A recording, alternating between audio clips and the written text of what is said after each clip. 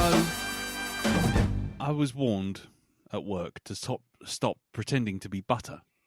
Unfortunately, I can't help it. I'm on a roll. And while I was at work, someone came up to me and went, "Banag!" And I thought, that's bang out of order.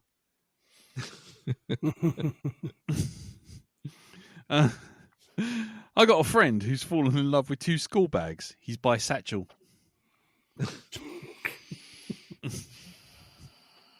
And then finally, as I was getting ready, I sat on the hairdryer, and you know what? That put the wind up me. Anyway, hello everyone. Welcome to the Black Dog 202, first one for year 2025, real world times. Hello, I'm Lee. I'm Darren. I'm Jim. I'm Elton. And this week we will just be settling into things. We were supposed to have a nice calming opening and, just sit I'm back calm. I'm calm. I'm calm. Jim, are I'm you so calm? happy for you all. I really am. Are you calm, Jim? Is it all calm I'm over very there? calm. Yeah. Yeah, we're all just having a little calm moment, little moment of serenity, just chilling out. How are you doing, Dal? Fuck you. Darren has left the chat. Oh, yeah, Darren has left. Anyway, so yes, so we will be just easing into the year. We'll just have a little bit of a general chat, see how everyone's week, break has been, what nice new things they've got, what lovely things they want to share they've got, and then if we got some time, we'll do like what was our best thing that we saw last year, and what was the worst thing we saw last year, and then any other business, usually involving our newly minted feature. I say reasonably newly minted feature, Black Dog Asking for Trouble, which seems to actually still be running miraculously several weeks after we thought it wouldn't go anywhere. So let's get started. Let's just pull up a chair, see how everyone's doing, and we'll start with you, Jim. How's your Christmas festivities, sir? It was good. A bit too short for my liking, but it seemed to go over very quickly this year with one thing and another. But no matter. But we did have a good time. I did as normal Christmas dinner for myself, Teresa, and my dad, who lives on his own. Yep. And this year I branched out and did sausage stuffing. Sausage stuffing? It's like ordinary sausage, with ordinary stuffing, but with sausage meat in to make it extra meaty. And that came out very well. We had a beautiful turkey crown from our local butcher, all ethically sourced from local poulterers. That's the word. And also handmade pigeon blankets from them. Nice. And most of it was all cooked in the Christmas present I got early off my dad, which was a new super duper air fryer. Oh, A big two drawer piece, which made Christmas dinner very quick actually, and did things fucking beautifully, I must say. Which make? I got the Tefal one with a big drawer and a little drawer, which Very is nice. actually superior to the Ninja. we're not sponsored by Tefal. Not yet. Not yet. Elton, how's your spoons? Let's change subject. They don't know about the spoons. God damn it. No. Sorry. Go on, sorry, Jim. Carry on. Spoons? Mate. Tell them about the spoons. Fucking air fryers. I thought we'd pass those by. Oh, no. They get better and better. As I say, it's kind of turkey crown, where it took me 2.5 hours to do a typical turkey in the oven, 50 minutes in the air fryer, and came out better. Right. It was amazing. But yeah, other than that, I think as long-term readers and listeners know, I for Christmas I always make a batch of ginger whiskey. Oh, yes. This year's batch hasn't been opened yet. And that's because this year in September, when I make these things, I thought I'd do a batch of ginger brandy as well. And the ginger brandy was very nice. So the ginger brandy hasn't been opened yet. So we've got that in reserve to get me through January, which I fear I may well need. It's going to be a long couple of years. It quite probably is. But yes, so it was all nice, and it was kind of like, bloody January now, isn't it? First week in January, it's all kicking off again. Yeah. So there we go. Okay. But yes, other than that, I got a new cordless selective drill, so I can retire the old one with the dangerous cord, and it doesn't work very well. Cool. I have plans to put up more shelving for more books. Yeah. Not sure where, but I'll find some wall space. Hopefully that wires in Black Dog style. I was going to say, you have a dangerous drill going free, you say? Why waste it? Send it down here. Mm-hmm. Yes, that's all good. Yes. Nice. But yeah, that's probably about it for my Christmas. I can't think of anything else particularly of note. I might have acid flashbacks later on, or Bailey's flashbacks. Yeah, Bailey's flashbacks sounds good. Okie dokie. Well, we'll move on. I mean, it'll all just come back. There's no format this week. It's just playing around. We're being avant-garde. Apparently. Okay. Well, Elton, what about you, mate? Okay. So, Christmas. Mm-hmm. It was nice and quiet. It was very, very quiet. Jacob was away in California, so we didn't have him rattling around in the house. So it was really, really quiet. No arguments, no nothing. So yeah, that was a good thing. Where do we start? Do we start on like stuff we've got, or what? You know, because if you want, I'm late 40s now. It's not terribly exciting. Okay. I got a body warmer. It's not a gilet. Stop fucking calling them that. What the fuck's a gilet? Everyone calls them that now. Yes. No, it's a fucking body warmer. It's a gillet.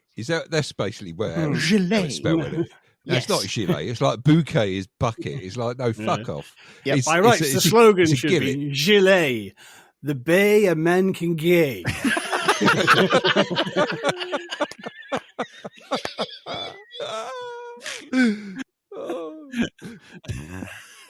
Coming on this season of Mad Men, Jim Moon. Delay the bay, the man can gay. Love it. Oh, well done. Thank you. Is that this week's phrase? Yeah, I think so. Delay the bay. We peaked early. Yeah, we peaked early. That's it. Everyone go home. Jim's finished it for us. Bay. Hey, okay. Posters, please. We need posters. Okay, there you go. Delay the bay, make a gay. That's it. Brilliant. Got fantastic, Jim. That was inspired. You may take the rest of the day off and drink your ginger brandy. Oh dear. Anyway, carry on now. What else did I get? Oh, I got a knife. Right. Now is this you playing long dark or something? No.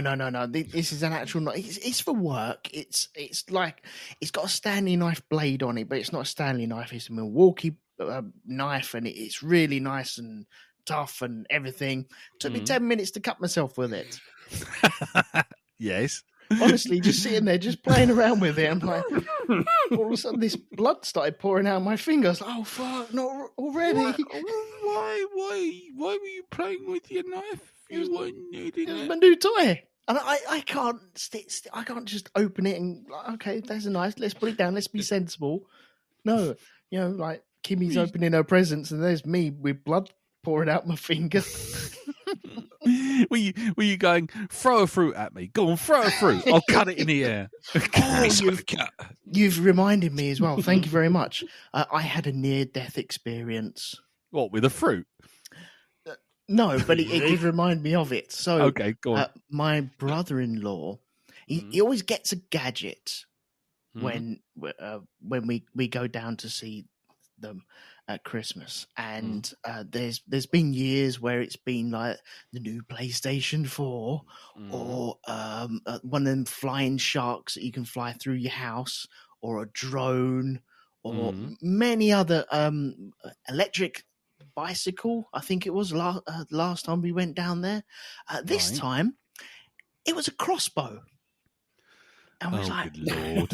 holy He didn't let you have moly. a go of it, did he? Because no, then again, you're still alive, so no, that would Well, be. Well, What? well. Go on. So he said, "Okay, right, should we go outside and shoot some bolts?" And I was like, "Okay, sounds rather good. Are there any deer?"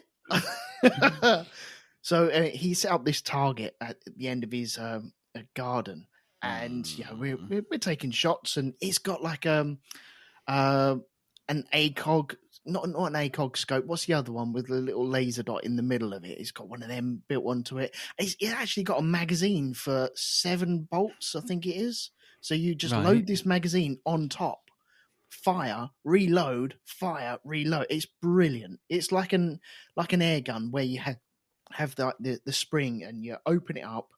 It grabs hold of the bow. Right. And as you close this spring, it pulls the bow back and locks it and sets it for firing. And so I'm taking a few shots. He takes a few shots, and we're like shooting at this target. It's like, bloody hell, this is all right, isn't it? I ain't going to get myself one because I will kill myself with this. But yeah. And then I take another few shots, and then all of a sudden I take another shot, and it doesn't fire. I'm like, oh no. And he went, "Oh, okay, let's have a look." And he walked over and had a look and looked inside. Oh, this thing's just popped up. So it's the magazine that feeds the bolts down into the chamber. Right. That had popped up, and so it wasn't feeding the next bolt down. Right. Wait, it hadn't fed the last bolt down, and so the string had popped underneath the bolt and hadn't fired it. And he was like, okay, so he loaded it back up. And he went, okay, go on, give it another go. And so I got it ready. I put it into my shoulder, looked down the sight, and ping! And this bolt in slow motion went, woo, woo, woo, flipping end over end, over my head, and landed 4 foot behind me. Embedded in a tree. In the grass, yes.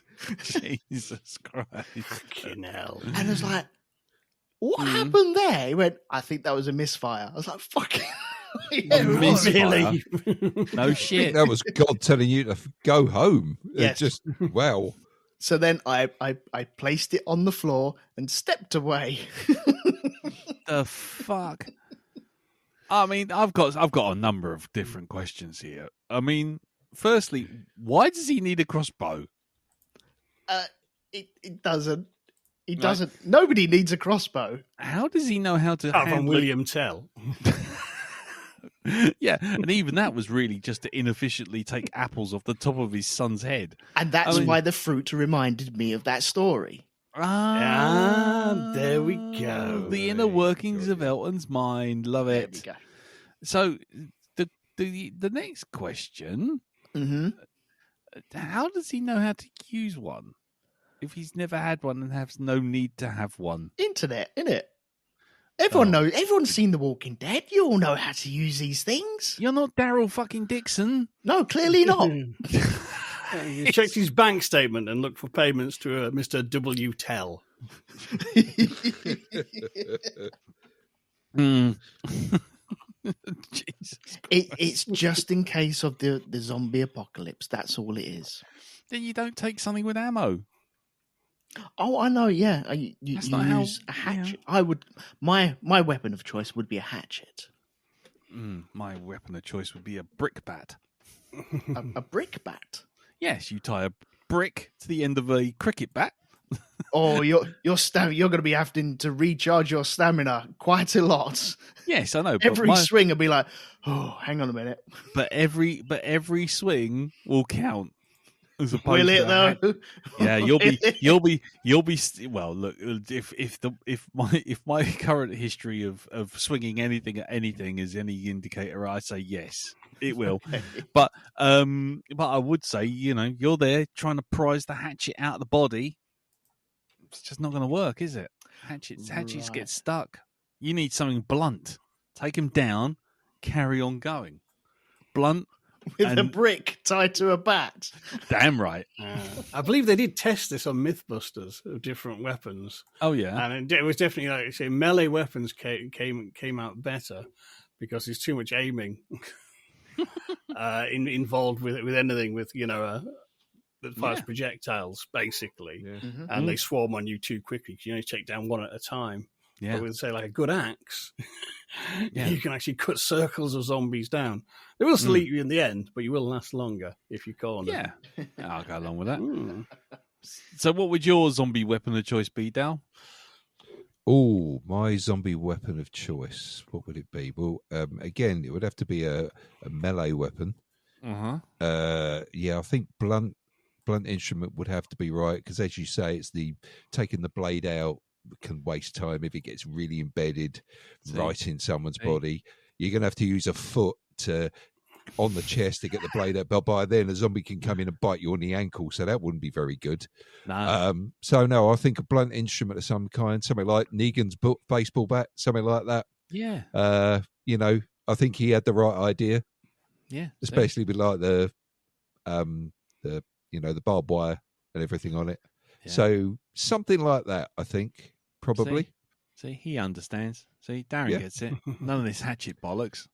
No. Right, okay. Anyway, there you go. See, useful information on the Black Dog.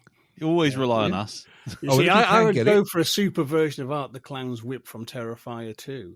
The whip? Yes. Well, at the end of every whip, there's like scalpel blades, sharpened tines from forks. So you have multiple cutting implements in one foul swoop. Oh, right. Yeah, but they can get wrapped around something Indiana Jones style, and then you've got to try and yank it to try and get it off. And if it's gone round too many times, then that's it. It's stuck, and that's you fucked. And it'll get knotted, don't you? You know it'll go round like 3 or 4 times, and it'll be bundled up like a smaller string. And all you're doing is picking it apart, pulling this a face with gnashing teeth towards you. So no. And there's Lee off in the distance with his bat and brick. Leroy Jenkins in everything. Yeah, that's the way to do it, man. Heavy melee, go for it. One whack and you're done. Bang, sill it, bang. That's what I'll call it. Sill it, bang, kill it, bang, kill it, bang. There you go. My name's Daryl Dixon. This is Sill it, bang. Jim, you're on fire with the punish today, mate. I know. Yeah, you're going well. Anything else, Elton? What happened else? Anything? What happened? Are we talking about stuff that we've seen, or we'll do that. Save that for later. We'll save that for a little bit later. Yeah. Okay. All right then. I'm thinking, what else did I get and do and stuff? This is first day back at class. You see, what did you get for Christmas? How was your Christmas? Yeah, it was all right. It was nice and quiet, but nothing too exciting. Them 2 things and nearly dying by crossbow. Yeah. Death by crossbow is a fairly significant one, if I'm perfectly honest. But I'd go along. I'd say that was probably quite an important one. That's, you kind of buried the lead there, Elton, if I'm honest. All right then, Dal, how about you? What's your Christmas haul and how was your Christmas, matey? My Christmas was very good. We didn't really go out and about much. Did meet Mum and Dad for Christmas breakfast on Boxing Day. Went out and had a really good time there. But most of the time it was just hanging around indoors, just watching stuff, just getting that in, playing, that kind of thing. Didn't really get much this year at all, but then it's been like that for the last couple of years, and I mainly it's mainly concentrate on the kids for Christmas. That's that. But I did get a rather nice pair of Bluetooth earpods. Do they work as a microphone? Do they work as a microphone? No, they're not the ones I've got on at the minute. No, but they do work as a microphone, but they wouldn't be very much good for this sort of thing. Okay. You know, there'd be a lot of case of maybe they're clashing with what you're trying to do. Yeah, maybe. Who knows? They shouldn't be. They're switched off at the minute. So there you go. But no, it was mainly just sort of like sitting around watching stuff, eating, you know, the usual sort of thing you do at Christmas. Nice. Oh, that's so good. there we go. So yeah. All right. Okie dokie. We'll get to the watching stuff in a minute. Oh, I did actually, and I know this is something you've also tangled with this Christmas, Lee. I did I did two things. First, I fixed the hot water tap. Nice. In the kitchen. So that one we thought there was some sort of blockage in it. It turns out it's the what can happen is the faucet can squeeze the connection shut. So no matter how much you turn it, it doesn't matter. The water doesn't come through. If you lift the faucet slightly, then the water starts coming back. Wow. So it's a lot simpler than it's got to be looked at and replaced probably. But we've got running water again, hot water back in the tap, so that's great. And I also fixed the cooker as well. The heating element, the heating element went on it. So I've managed to bag myself one for 20 quid from what is it? The screw fix company, E-Spares. They sent it over. Although I was going to give them a bad write up. I paid for next day delivery, turned up the day after. Yeah. I wasn't getting any updates or anything. I tried talking to their fucking support line. Yeah. The guy takes 5 minutes in between each time I answer. He takes 5 minutes to come back to me. Right. So he comes back and he says, "So this order that you're looking into, have you already emailed us?" Right. He's done that. Right. It drops there. Right. I start typing, and after about 30 seconds, he goes, "Oh, I haven't heard from you for a while, so I'm going to end this chat now." It's like, what the fuck? You were doing it on an online chat? Yeah, that's the only thing there. They had no telephone numbers or anything. Can I purely say one thing? When you get an online chat, what you do is you type in, "Can I speak to a human?" That was a human on the other end. Was not. It was. It was an actual proper person type thing. Who cancelled the chat because they didn't hear from you quick enough? Yeah, I thought, which was a bit fucking cheeky, seeing as he was taking 5 minutes between responses, which is why I suspect it's an AI. I mean, then surely it would have come back to me straight away if it had been an AI, and not necessarily. No, you had to type into Chat GPT to ask what his response was. Oh, right, okay. Maybe it went off for a tea break in between, you know. Maybe that's it. Maybe he's very, very lazy. Yeah, the AI is so advanced, it's like a typical help desk person. That's it. They do. They do these whole they're things. really good. Because I had that with Spence, my brother. When he comes back from Ireland, sometimes we have to book his ferry back from here. And we do that, and sometimes it gets into all sorts of issues, and invariably there's an issue where you have to talk to someone on the chat. And I've got so used to identifying the chat bots pretending to be humans. All I do is I type in, "I'd like to speak to a human, please," and it goes putting you through. Wow! Straight away, instantly. So I'll put that in next time. Yeah, just go, "I'd like to speak to a human, please," and if they say I am a human, just go ask again, and if they come back with the same response, then you know you're talking to a chatbot. Or what they should do is they should just say putting you through. Or they'll try and say, "But how can I help?" They'll never admit that they're not an AI, but they will invariably do it by just going, "Oh, okay, putting you through." Could you not ask for their 3 rules they have to live by? What you mean? Don't kill a human. Serve the public trust. Don't endanger yourself. Uphold the law. Yep. Oh, I should have just typed in Dick, or should I say Nitten? I'm very disappointed. I'm sure it's just a glitch. A glitch. Tastes like baby food. Sorry. Yes. Delta City goes online in less than 6 months. You're one bad mother crusher. Here we go again. I feel like we've gone back in time to last year. Yes. Just a Right, that's random... it. It's my choice of film this week, so let's do RoboCop. Yeah. Let's just do RoboCop. Go on, let's just get it out of the way. Let's just rip that Band-Aid off. Yeah, fuck it. Why not? Nothing like a sing along at the start of the year. So yes, let's do that. Yeah. Oh dear. Anyway, and then the week after we'll do Aliens, and then yay! And then follow that with at least one Monty Python, and it can just be quote January. It could be. But we haven't done Jaws this year either. So no, we haven't done Jaws this year or Alien. I haven't gone through me thousand pages of. Sorry. Or The Thing either. No, we haven't done The Thing, or at least one Indiana Jones, or anything like that. No. We got so many things to rewatch just to go over it again, and I've got a perfect reason to do it as well. But anyway, we watched around about 400 films. I think it was in the first run up for Black Dog. We watched 400 films, so we've got a wide choice of 400 films to watch again. Exactly. I don't see why not. So fuck it.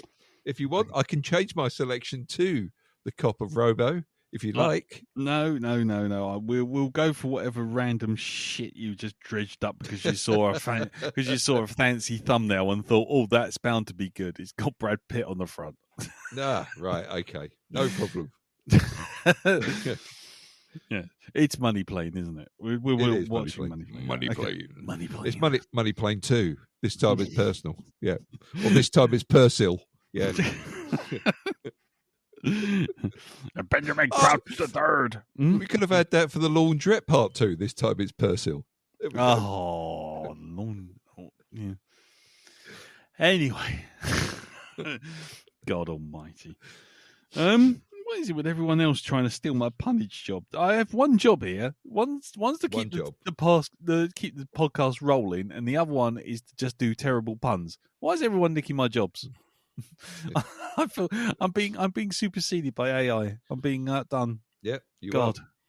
Go on in. Anyway, so we won't do what you're watching because we'll do that in a minute. Yes. And what was your best and worst?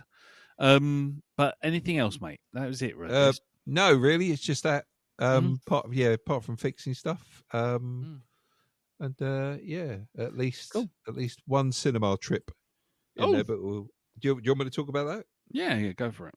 Because that's not a sort of best. Actually, we'll leave that. Well, hold, because if we start down that road, I've got one almighty that's just going to take over everything that I watched yesterday, and I really wish I fucking didn't.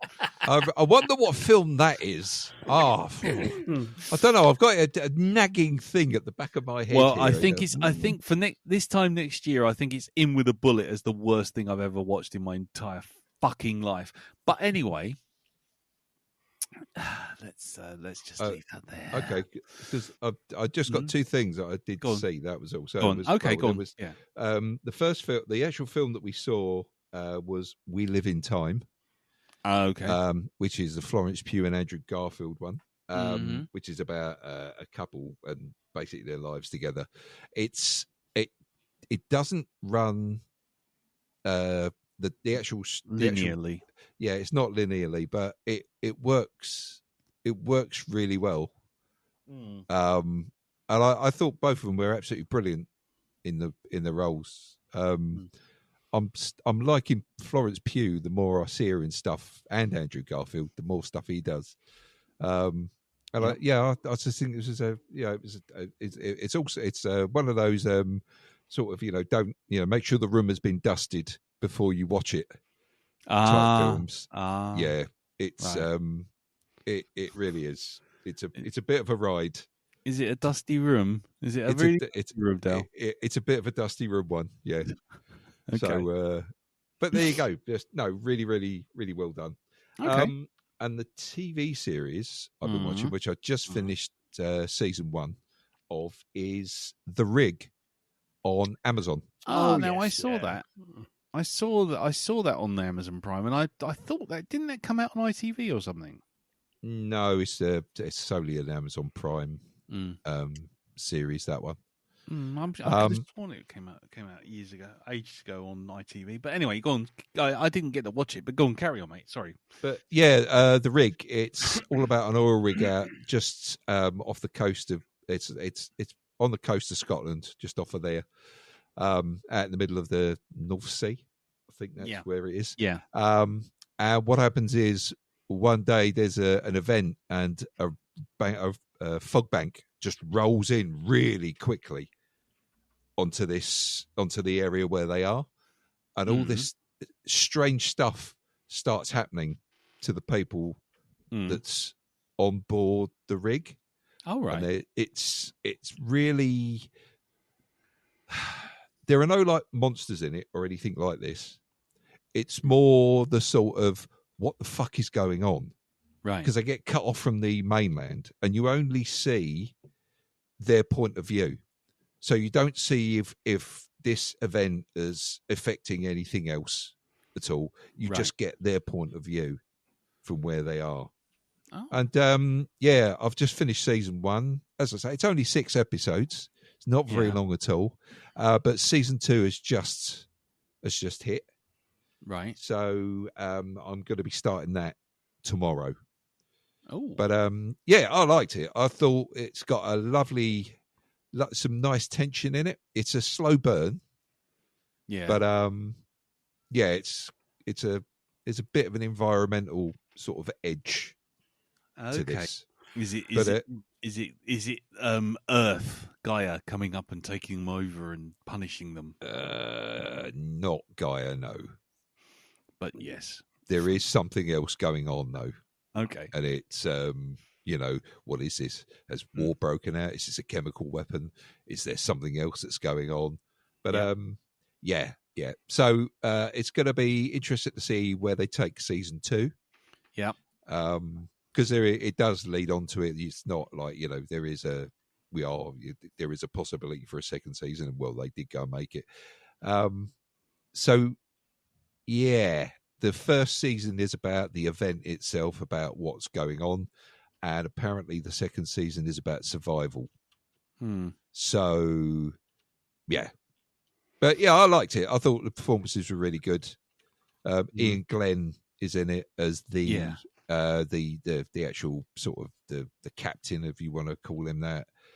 He's not like the company man. He's the guy that's in charge of all the drill operators and stuff like this.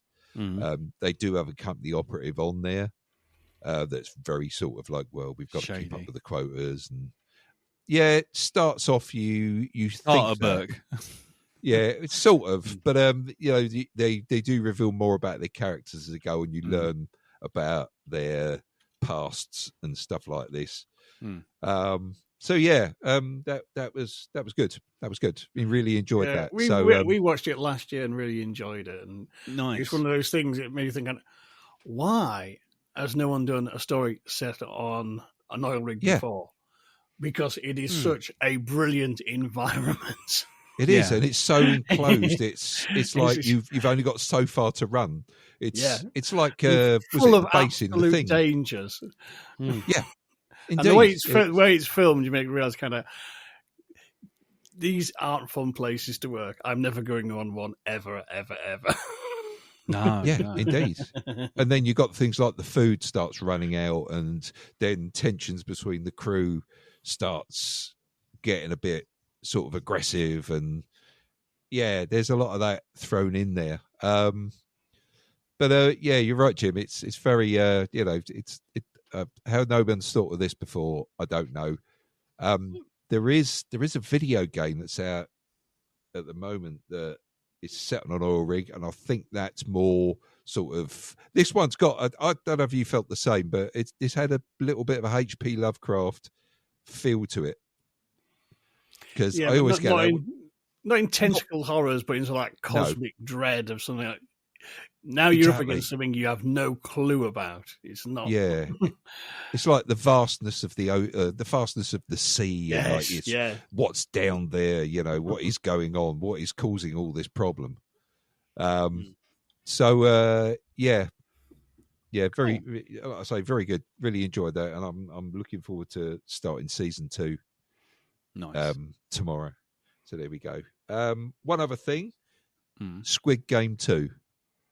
Electric Boogaloo. Electric Boogaloo, yes. Now I've heard a lot of people have got a bit of a problem with this series, right? The second season. I don't know what they were expecting. It's a question you got to ask yourself, really. Do you want the same old shit shoveled in your direction, or do you want them to try something a bit different? And whereas season 1 had a bit of a comedy angle to it, this one is a little bit more serious because it's kind of dealing with the fallout from season 1 for the main guy that was in it, and it's what he does next. Okay, I can't lie. I have completely avoided the Squid Game thing. It did nothing for me, and I've seen enough of these kind of things just to know where it was going. So it's just like, well, I enjoyed the first season. I've actually been sort of like, this has been okay as well. Yeah, I take it in a slightly different direction, but I didn't think it was too bad at all. Nice. I think it was bad as people were complaining about. Oh, that's cool. So there we go. One other film I did see, one of us on the Christmas, was Red One. I know we joked about this. I saw that. Did you? Yes. Okay, I'm going to leave you to talk about that one then, mate.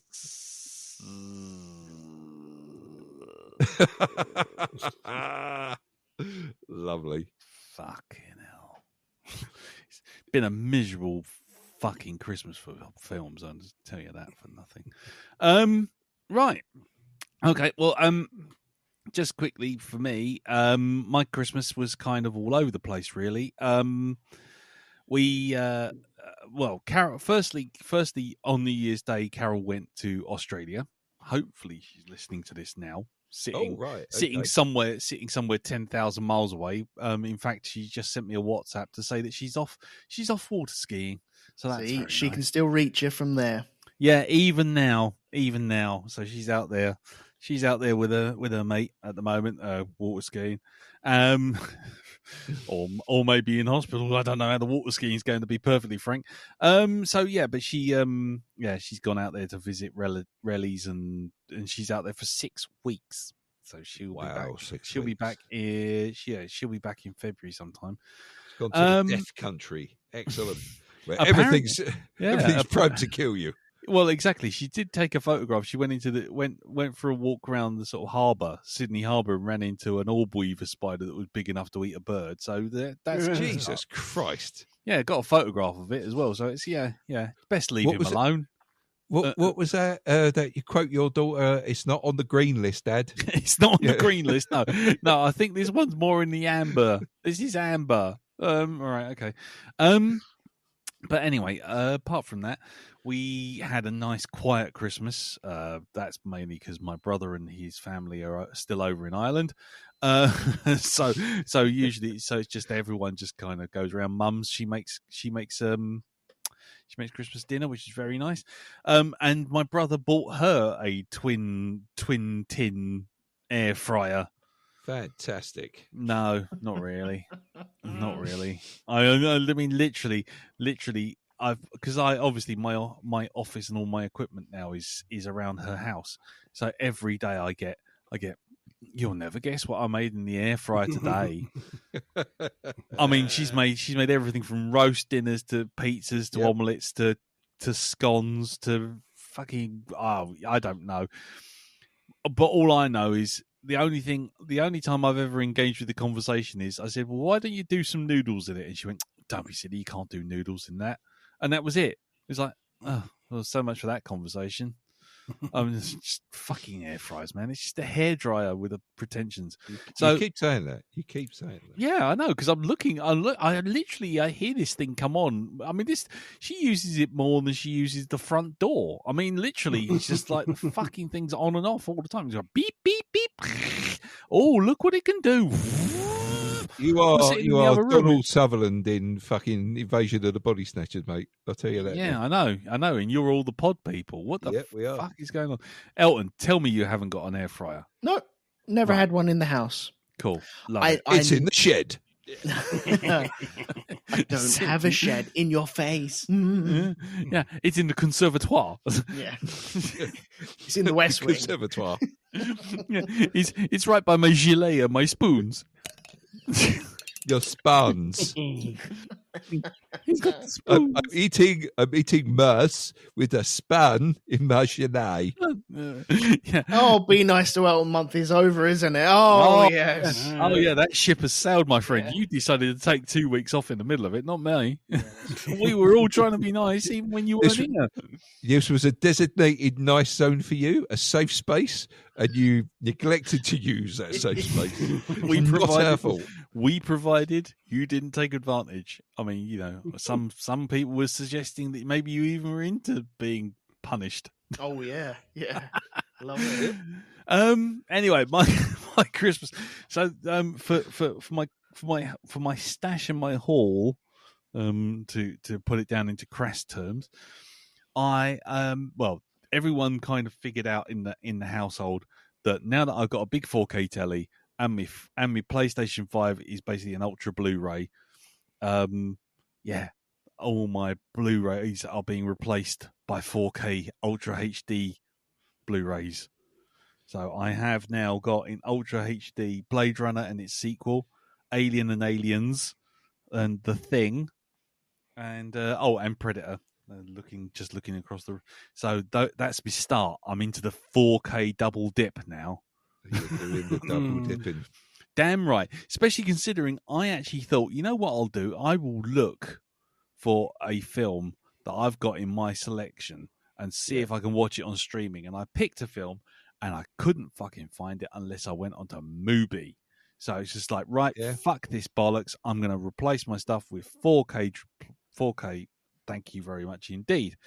And the other thing I got, which I thought was really nice, Katie got me a 3-month subscription to Audible, which was nice. Oh, lovely. So I've got 3 months of free books just to plow through. So any suggestions for books to read, will listen to, will be greatly appreciated.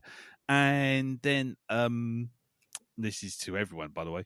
And the other thing I got was Lisa, in a moment of absolute genius, literally trawled through all of my social media on Blue Sky and my now defunct Instagram and my ArtStation and Facebook, and she collated all of the art that I'd made over last year and printed it in a book. Wow. Ooh. So I've got like a 52-page hardback book that's just called The Art of Dad. Oh. Art of Dad. Yeah. It's brilliant. Absolutely brilliant. I'm telling you, nobody dusted that room when I got that. It's really terrible. The amount of dust coming off that book was unbelievable. Fire your cleaner. Yeah. I will. So that was it. That was the thing. Other than that, we went down to Whitstable for a couple of days. Stayed in a nice little hut, little Anderson shed down on the waterfront, and then went past the old Peter Cushing. No, not Is it Whitstable? Yeah, it's Whitstable. Yeah. Went down past the old Peter Cushing museum, which is looking a little worse for wear, I'll be honest with you. And that was nice. It was lovely down there. So we had a nice time down there. And then, like I say, I had to get up at fucking silly o'clock in the morning to drive Carol to the airport so she could go on holiday. And then I'm back to work. Hooray! I have watched a lot of films over Christmas. With the exception of one, they've all been shit. So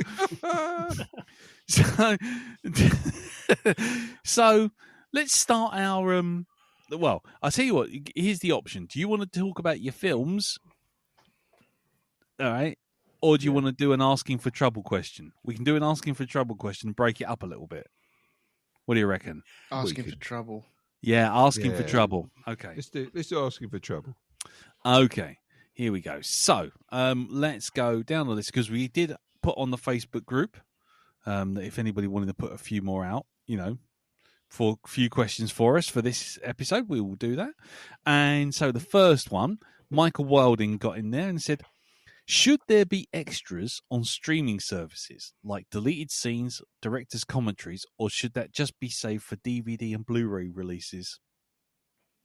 I think they could do with some extras. I don't see why not. Okay. Absolutely. I think they actually already do it, I think. Do they? Yeah, they do. Watching The Rig. They've got extras on there. They've got the documentaries about the making of, where the ideas come from. They've got the blooper reel on there as well, I think it is.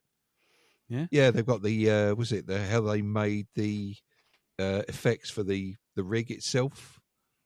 So yeah, they kind of already do that on some services. Oh, right.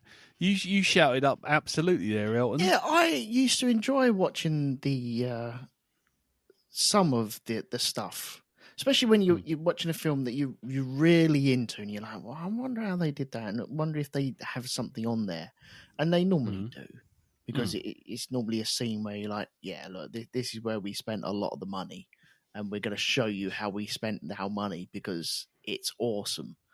And I've always been a bit of a fan of the extras, so I definitely think so. Yeah.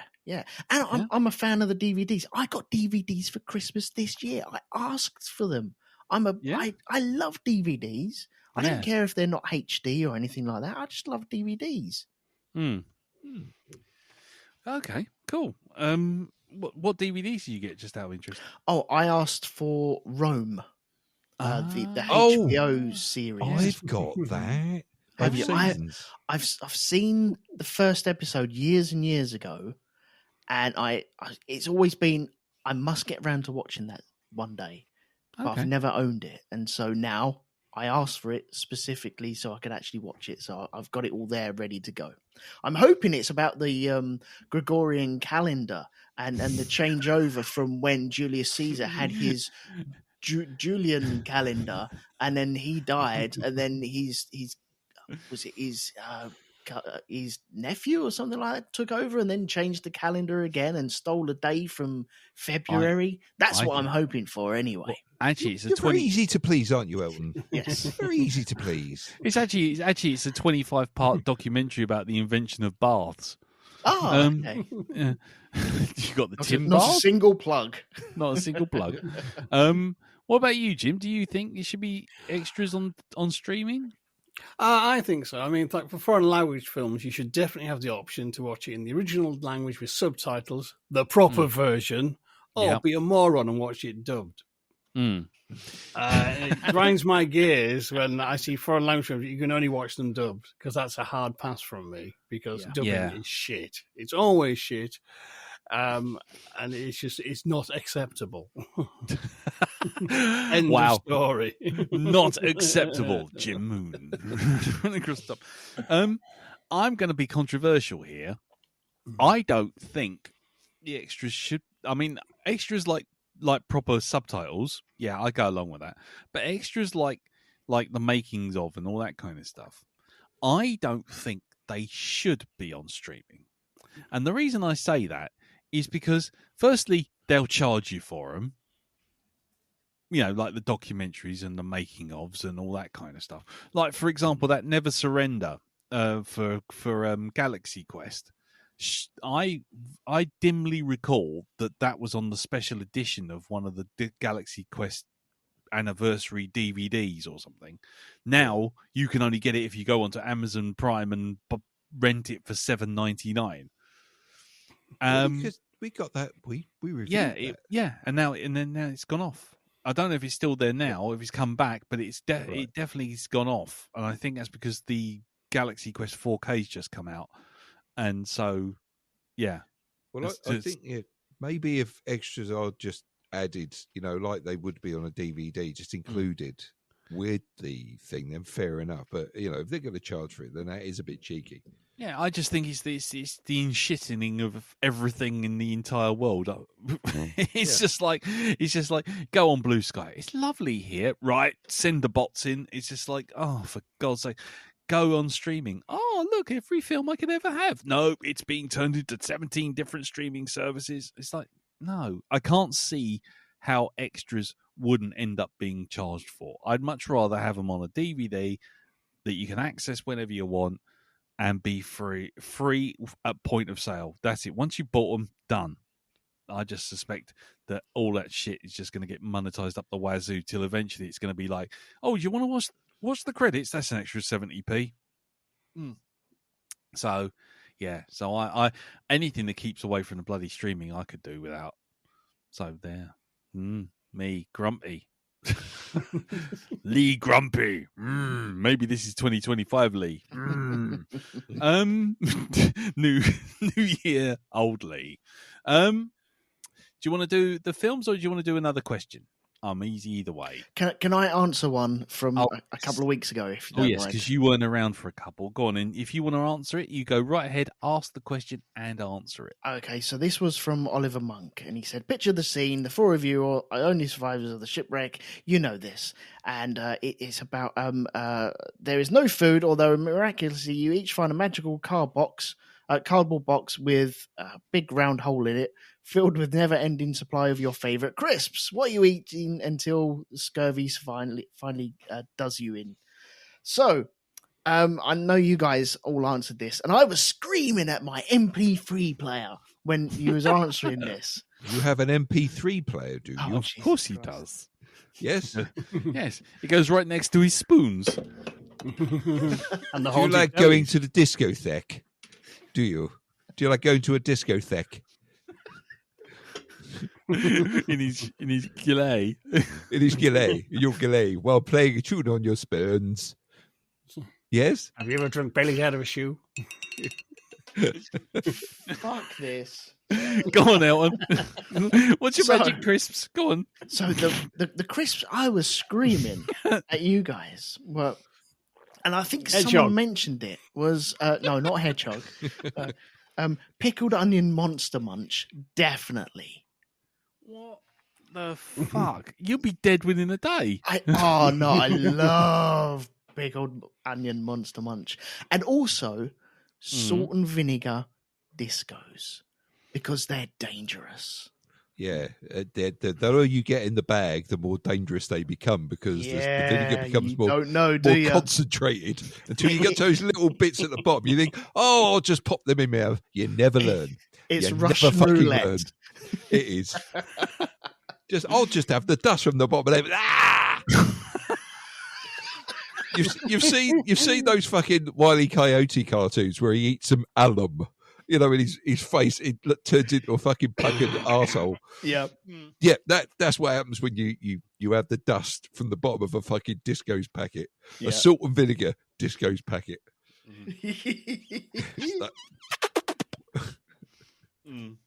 Look at Arseface over there, look. It's almost like it's trying to consume itself. Oh God! So there you go. There's my answer. Okay, there you go. Okay, we'll do one more question, then we'll move on to the other bit. Next bit. Okay, the next one's from Sean Gleason, and he said, "Why are BBC game shows much more entertaining than US-made ones?" I think it's because they're British people trying to come out of being British and try to get on with some stuff. You know, and be like fun, which we're not that brilliant at. I think it's like I don't know. I reckon it's because we're not cheesy. We try to be cheesy. It's the nonce factor. That's what it is. It's the nonce factor. Yeah, we have better nonces. That's what it is. Yeah, our level of nonsense. You need to up your game, USA. They have. I think it goes back fundamentally to how British entertainment works. Go on. Which is basically, and it's still true. It's not true of everything else so much now, but it is still true of comedy and the kind of guests who are normally have a comedy background who appear on panel shows. And that's because you earn your dues touring the circuit. And there are even to this day, there are certain venues which, if you can play them and come out alive, you've earned your stripes as a live performer. Yes. I mean, it used to be the Sunderland Empire and I think the Glasgow Empire were the two big ones in the days of music hall. Shall we say, notoriously partisan crowds who would literally blast you to death if they didn't like you. Now, American vaudeville is very different, and that spawned a culture that you still see on all kinds of shows, not just comedy ones, but someone will walk on, and just walking on gets the audience cheering and whooping. Yeah, a 10-minute standing ovation. That is not a British thing. You don't get a round of applause for walking on. You don't get it on just for saying your catchphrase. Because, over here, you try that, we will glass you and kill you. Roast you over a takeaway chopstick with a fire was made from a Bic lighter. That's what we'll do. We're fucking feral. Yeah. So you've got to be really fucking funny and really, really be able to think on your feet. Because, you know what I mean? It's kind of, we have a great culture of heckling and violence here. Not just moronic cheering at things. Yeah, I've got to say that it kind of is a side answer to the question, but it's like, it is that whole thing of SNL and all these kind of things, and you see all these people sharing clips of it, and it's like literally all that happens is someone walks on, and there's like 10 minutes of woo, yay, yay, while everyone stands there and just like nods and tries to look blank until everything dies down, and then goes, hey ho, Cheerios, and everyone goes, Wah! It's like, oh, for fuck's sake. It's funnier watching the people laughing at that moronic shit than it is. And you think, I feel like that Will Ferrell character in fucking Zoolander, you go, am I taking crazy pills? I mean, really? What the fuck is that? And it's like they had that lady doing the Golden Globe roast thing this week. Did you see that? The lady comes out and did the Nikki Glazier. Yeah, I haven't actually seen it. I've heard her whole routine. Yeah, well, exactly. Everyone's gone, it's the funniest thing ever. She's so amazing. She tore everyone to pieces. And you just go, right, go on in. And she comes out and she goes, so over there we've got so-and-so and so-and-so. And everyone goes, like a bunch of seals having an epileptic fit in a fucking bathtub. Yeah. And then she goes, isn't it nice to see that I don't know, we'll fucking pick someone. Tilda Swinton. Isn't it nice to see that Tilda Swinton is only the second most interesting Timothy Chalamet impersonator here? And everyone goes, woo! And he's just like... It's not in the league of Frankie Boyle, is it? Who, when asked to do an impersonation of the Queen, said, I'm so old, my pussy's haunted. Yeah, and that's one of the more repeatable jokes I can do of his. Frankie Boyle stuff is brutal. I love it. I love his stuff.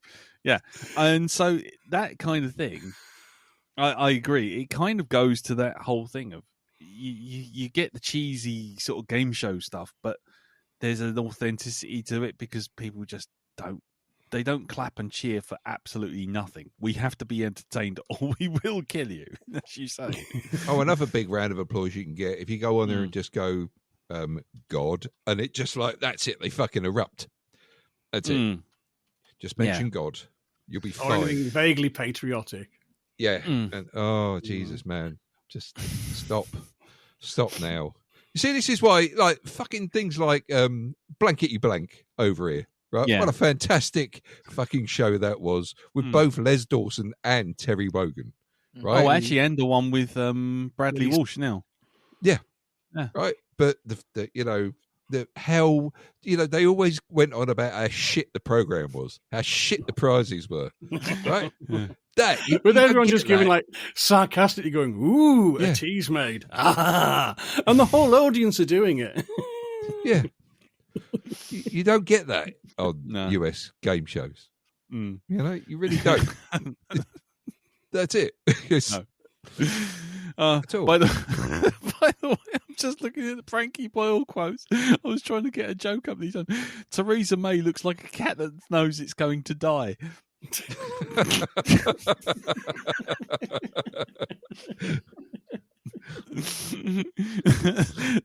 Talking about the Queen, he goes, after 50 years of being a German married to a Greek, her ass must look like a broken cat flap.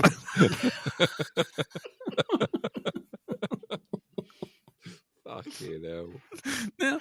Now, see, you'd never get that on the fucking Golden Globes. No. Oh, anyway, yeah. Elton, have you got anything you want to add to that about game shows? No, I'm good. Okay, right. Well, we'll take a pause off of the asking for trouble. We'll come back to that in a minute, I'm sure. Okay, let's just do one, right? Just the one, okay? You got to pick the film that you watched last year, whether it's for the Black Dog or at the cinema or something like that. One film. What was your best? What was the film that you liked the most? Oh, Christ. And while you're all sitting there thinking about the thing that I asked you to think about 2 weeks ago, yeah, I'll go first because my one's a low-hanging fruit and easy to do because it's been in my head since the day I watched it, and that's The Substance. Absolutely bang on, 100% best film I watched last year because it's got everything. It's got horrible Dennis Quaid eating shrimp. It's got bums, tits, body horror, violence, lots to say, amazing performances. It's mad as a box of badgers. You won't see anything like it this year, I guarantee you. And I really enjoyed it. No, we actually watched that a couple of nights ago, and I was actually really just. I know a lot of people. God, isn't it gross? And I'm like sat here cheering and laughing my head off. You know exactly. what I mean? It's just kind of this is kind of like.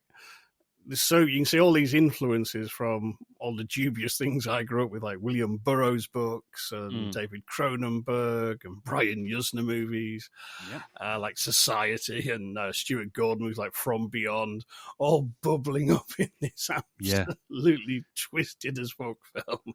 Yeah. But the thing is, it is just brilliantly made. And I know kind of for some people who hasn't been exposed to some of the vile shit I've watched over the years, it might be a bit shocking. But you can't argue. It's just everything about it is just perfectly done. From the designs, the performances, the music, the shooting. I mean, it's got like really sort of kinetic kind of sort of visual style that, you know, kind of like Edgar Wright has it, Sam Raimi has it, and it's kind of like that, but it's its own thing as well. Yeah. And just it's just a really, I say it's a film that had everything for me. Definitely. Oh, yeah. Well, there you go. I mean, like I say, it was an easy one for me. It was because that's the only film that's in the last 12 months has lived in my head. And I've sat there and gone, oh my God. And every now and again it'll bubble up with like that eating the shrimp or the or the whole thing of Demi Moore turning the whole house into a carnal house of chicken and bones and everything, just making dinner. It's like, oh my God.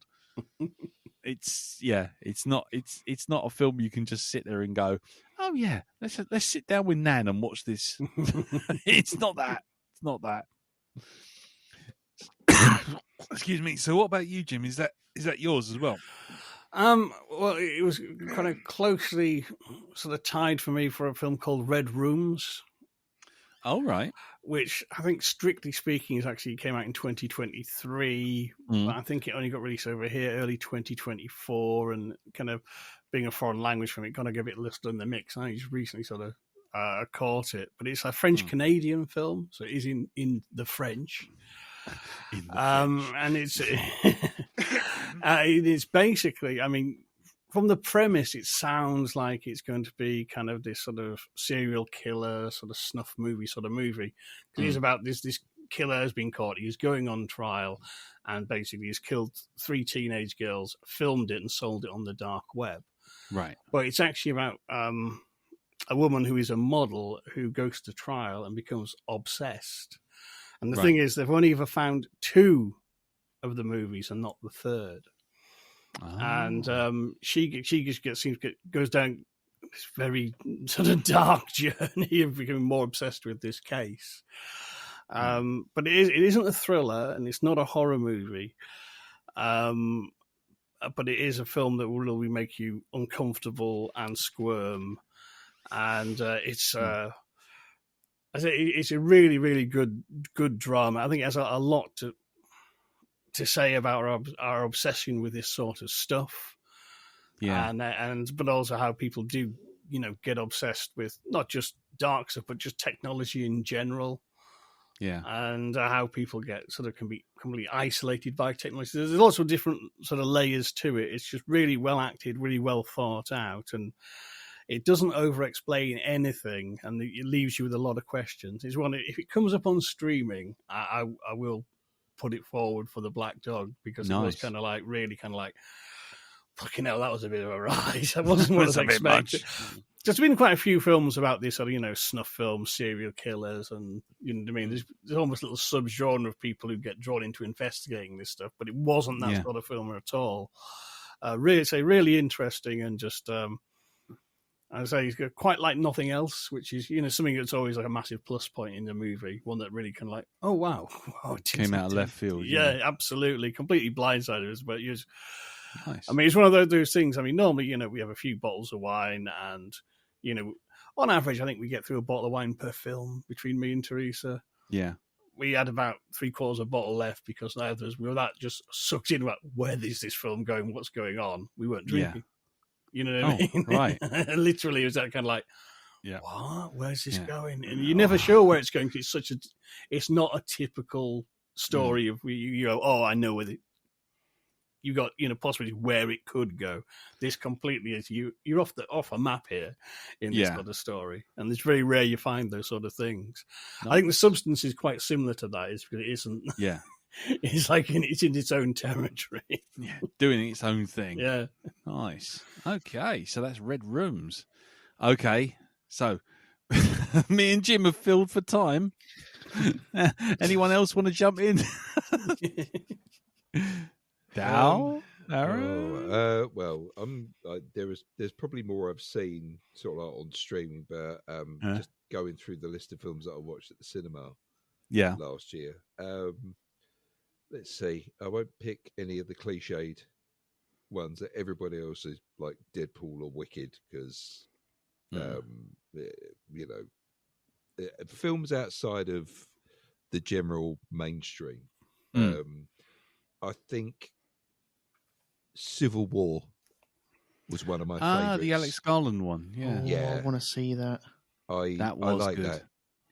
You watched it as well, yeah? Yeah, I've seen it. I saw it. Excellent. Yeah. No, I really like the use of sound in that, where it goes from being completely quiet and it switches to the next day and starts it off automatically with an explosion and gunfire. Yeah. And it's really quite jarring. So you are really kind of, you're put in that sort of frame. Yeah. That frame of mind as the people that are on screen. And there's other things to it as well. It's fucking scary in points. Oh, yeah. They're so fucking tense at one point where they're getting questioned. Yep. By this guy who's like, so you're American, but what sort of American are you? And it's just like, where is this going to go?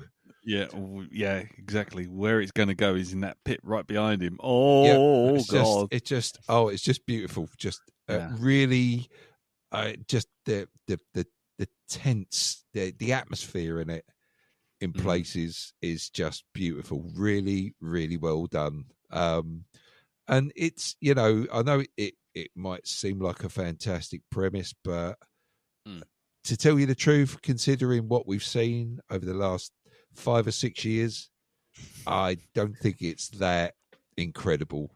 It's getting closer and closer to being a documentary. It's getting the Nostradamus vibe to the whole thing.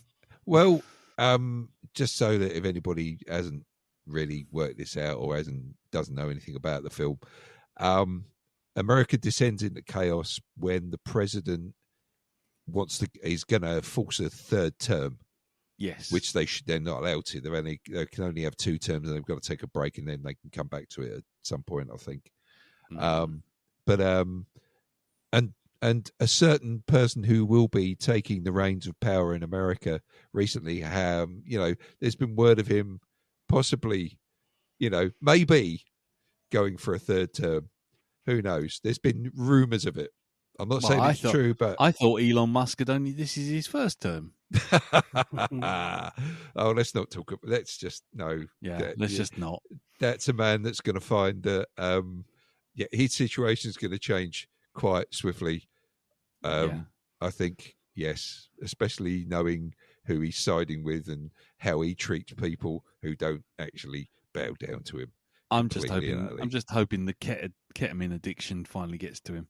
But anyway, he's going to say that I'll tell you what, he's upsetting a lot of people, and he is going to say the wrong thing about the wrong person at one point. Yeah. Anyway, back to the film. Back to the film. So Civil War. I really enjoy that. Really liked it. So we're only allowed to choose one, aren't we? Yep. Okay. We'll because otherwise it would just be us just going down the list, and we've done that before, and it goes on for decades, and we're already on an hour and 10.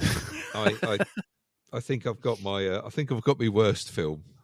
Well, I got my worst by quite a chalk, but that's only ones for last year. The one I want to put in, I watched yesterday, but I can't, so it don't count. No, it is a 2024 film. I know, but I technically watched it yesterday, so I'm just going to go for a film that we saw on the podcast. Elton, what about you? Have you go on? Oh, this is a struggle. It really is. So I went to the cinema once this year. Mm-hmm. And I've already spoken about it, going to see Paddington. Yes. I think that's like the first time in 3 years I've been to the cinema. Mm-hmm. Which is... Did you go by yourself? No, I went with the others. Oh, well, that's all right then. I was going to say, 'cause if you go by yourself to a kids' film, that's normally quite an awkward experience. Yeah, no. Hey, don't go knocking that. I did that seeing Toy Story in Chelmsford on my own. No, there's nothing wrong with that. That's not a it's like something like Paddington. That's kind of erring more, I think, towards the younger viewers, and it's like a grown man in the cinema all by himself when there's lots of kids around. It's like, yeah. Are we getting stares? Are we getting stares? Are we feeling uncomfortable? Was it buying a ticket for this? No, a bad idea. Was with family, so yes, I have excuses and stuff like that. Cool. Good. So yeah, that was the only thing that I really saw. It doesn't have to be at the cinema. I mean, it can be any film that you saw last year. So maybe something we saw on the Black Dog. Maybe... That's what I'm going to have to go with. Go on. And I think, well, I'm going to, So I will tell you I think my favourite film that we did on the Black Dog later on. Okay. But the one closest to 2024 was from 23, but I saw it in 24, the very beginning, and we reviewed it, called Saltburn. Oh, yeah. And I really, really enjoyed that. And I enjoyed it even more after talking about it with you guys. Oh, and that's always the way anyway. But I think it gets... I've heard some people really slag it off. Oh, don't get it. Oh, it's really rubbish. Yeah, I know, but you're probably watching it on your phone or watching it with one eye closed while you're doing something else. You just didn't get it, man. Yeah, exactly. Yeah. Maybe they just don't like. Maybe they just don't like Sophie Ellis Bextor's Kitchen Disco. Oh, nobody likes that, do they? Really? Come on, we've had enough of that. You think you're getting away? No. But I really enjoyed Saltburn. I know we've already reviewed it, but yeah, I've just been down a list. Really panicking on IMDb of all the films that are released in 2024. I think I've seen about 3, which is really, really poor. That's all right. I didn't. There's an actual new Attack on Titan movie. My God, What? that was released last year. Really? Yeah? Is it called Potatoes? The Last Attack, it's called. Yeah, I won't be watching that. Don't worry. Okay. And there's another film called Black Dog. We should have a look at that. Oh God. Probably not. But you know. No. No. Yeah. Yes. No. I don't think that's a good idea. I suspect that's going to be a bad idea. But I have seen 2 others from this year, but I suppose we might mention them later on. I don't know. I don't know what the format is. Let's not have a format. We haven't got a format. I was just trying to steer things along, keep it jogging along, you know. Yep. Because the next thing I was going to ask was, what's the worst film you saw last year? Oh, I've got one of them. Oh, I'm sure we all have. It's easier to hate than to love. Easier to destroy than build. Go on, Elton. Can I start with this one? Go on, him. Alien Romulus. I'm really sorry if someone else has got that, but what a fucking stinker that is. Absolutely awful. Yeah. It's ticking boxes by the numbers. It looks hideous. I don't mind the crew actually in it. I think there are moments where it looks okay, but that's because there's been a video game that they heavily based it on. I don't care. Yes, they did. Yes. And that helped it. And I think because I went in going, okay, last chance. This is it. This is your last chance. I've given you so many more last chances. Really, honestly, this is the last chance until the next one that I give you the last chance for. You're like an abused spouse. You just keep coming back no matter how many times you fall down the stairs. Mm-hmm. And, oh man, I have fallen down them stairs many a times. It's like fucking lighthouses around here. But I went into that hearing all the, oh no, he's doing it his way and he's doing it right. And he's going back to the source and, oh, it looks so good and, oh, everything's practical. And no, utter guff. And the people that just fawn over this for no reason whatsoever and just gush about it being like the second best movie in the franchise or the third best movie in the franchise. Those people need to go outside and you're look at themselves. So wrong about that. Absolutely so wrong. And it's a hideous movie. And I'm not talking about the last 20 minutes. Ugh, everything about it. The practical looks awful. Oh, it's so frustrating. It's the set pieces, the little pull along toys that they have as well. Fuck off. Face hugger pull along toys. They look shit. The actual alien looks fucking shit as well. It looks bollocks. I hate it. Stupid film. Go away. Yeah. I will say it's the one thing that's really frustrated me with Alien Romulus and all the Alien movies since the second one, not the second one itself, but the ones afterwards, is that basically they've dropped the Stan Winston crew for the effects. Right. So everything else has been done by is it ADI? That's the name, well, they used to be called anyway. And so that's why you got things like Alien 3, where it's like 1 minute it's a rod puppet, lithe and limber with like really thin limbs, and then it jumps out from a hole in the wall, and it's a fat bloke in a suit. Mm-hmm. It's just no, just stop, just stop. Have a look at what yourself and just think about it. Yep. No, and yeah, ADI need to just fucking piss off. Stop fucking with the alien. But anyway, that's neither here nor there. Go on. So that was your choice, Alien Romulus. Jim, what about you?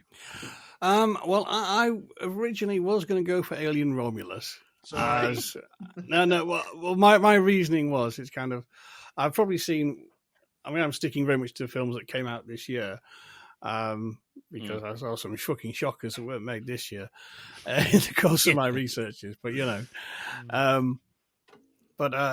I was going to go for Alien Romulus because it's my textbook example of what makes a bad film.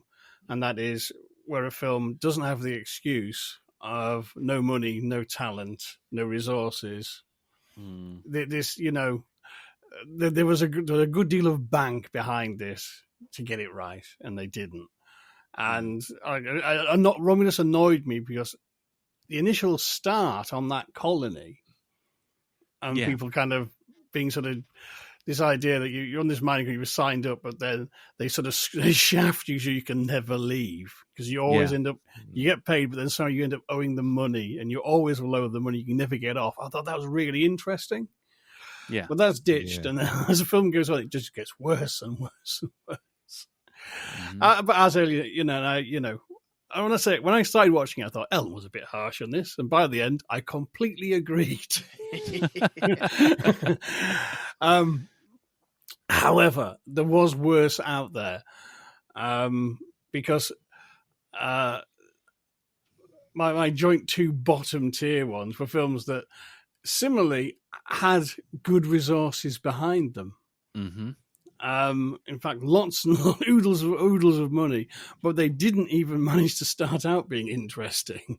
Right. And my second one I was going to pick, because I knew someone else had Romulus, was Madam Web, which is 2 hours of absolutely nothing.